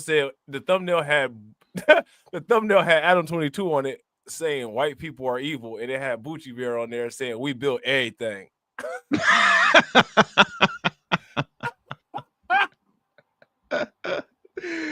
Oh man, but let me get this. I gotta get. I'm having too much fun. I guess you was right, Rob. I guess we do need to link up again. You know what I'm saying? Yeah, we gotta link up, man. We definitely gotta link up. You know. But let me hit this one last shit. I gotta get up out of here. Tariq Reviews and React said, "How does TD feel about from home Vance's follow up with Daniel?" I'm not. Maybe you were like you were talking into the thing or whatever. The voice of text, it didn't come out right, but I'm assuming just JD Vance linked up with Daniel Penny. I don't know if that happened again. Let me see. How do you feel about Trump and Vance's photo op with Daniel Penny? I don't feel anything. Do you know what I'm saying? Like I don't feel anything about that. I don't feel any way about it. Yeah, I mean that's the answer to that question. I don't. It doesn't affect me in any way. You know, it doesn't affect any of us on this live stream in any way. You know, most people aren't even thinking about it anymore. It's just, you know, like slavery. You know what I'm saying? Yeah. See, I always knew that coon was in you. No, I'm just saying. You know what I'm saying? Look here. This is what the defiant lawyer actually said that. Oh yeah. Yeah, the defiant lawyer was like, nobody alive today was born of slaves. I was like, oh. You know what I'm saying? Okay. Let me pump my lawyer fist better in watch the out. air. Yeah, let me pump my fist in the air, I guess. You know what I'm saying? That's funny. But man, let me get up out of here, man. I get up with you guys later. All right, bro. Peace. All right, man. Yeah. So shout out to TD for coming through, man. That actually wraps that up for now. You know what I'm saying? So yeah, let me shout out to people that contributed to the stream, man, because I appreciate you guys. Like I said, it's like rolling the credits. You know what I'm saying? I appreciate you guys, man. Shout out to my man Betterworth. Make sure y'all show Betterworth some love. Shout out to Patrick. Make sure y'all show Patrick some love. Shout out to Brooklyn Queen. Make sure y'all show Brooklyn Queen some love. And shout out to Catsy for showing your boy some love. All right. So I'm gonna try to get this together. We're gonna try to do the same thing tomorrow. Hopefully it's gonna be around the same time. All right. And I'm gonna try to get to them shorter videos. It's just time constraints. So I'm gonna try to make sure that I always got something for y'all at 1 o'clock. And you know, I'm gonna be making videos at some point. All right. And as always, ladies and gentlemen,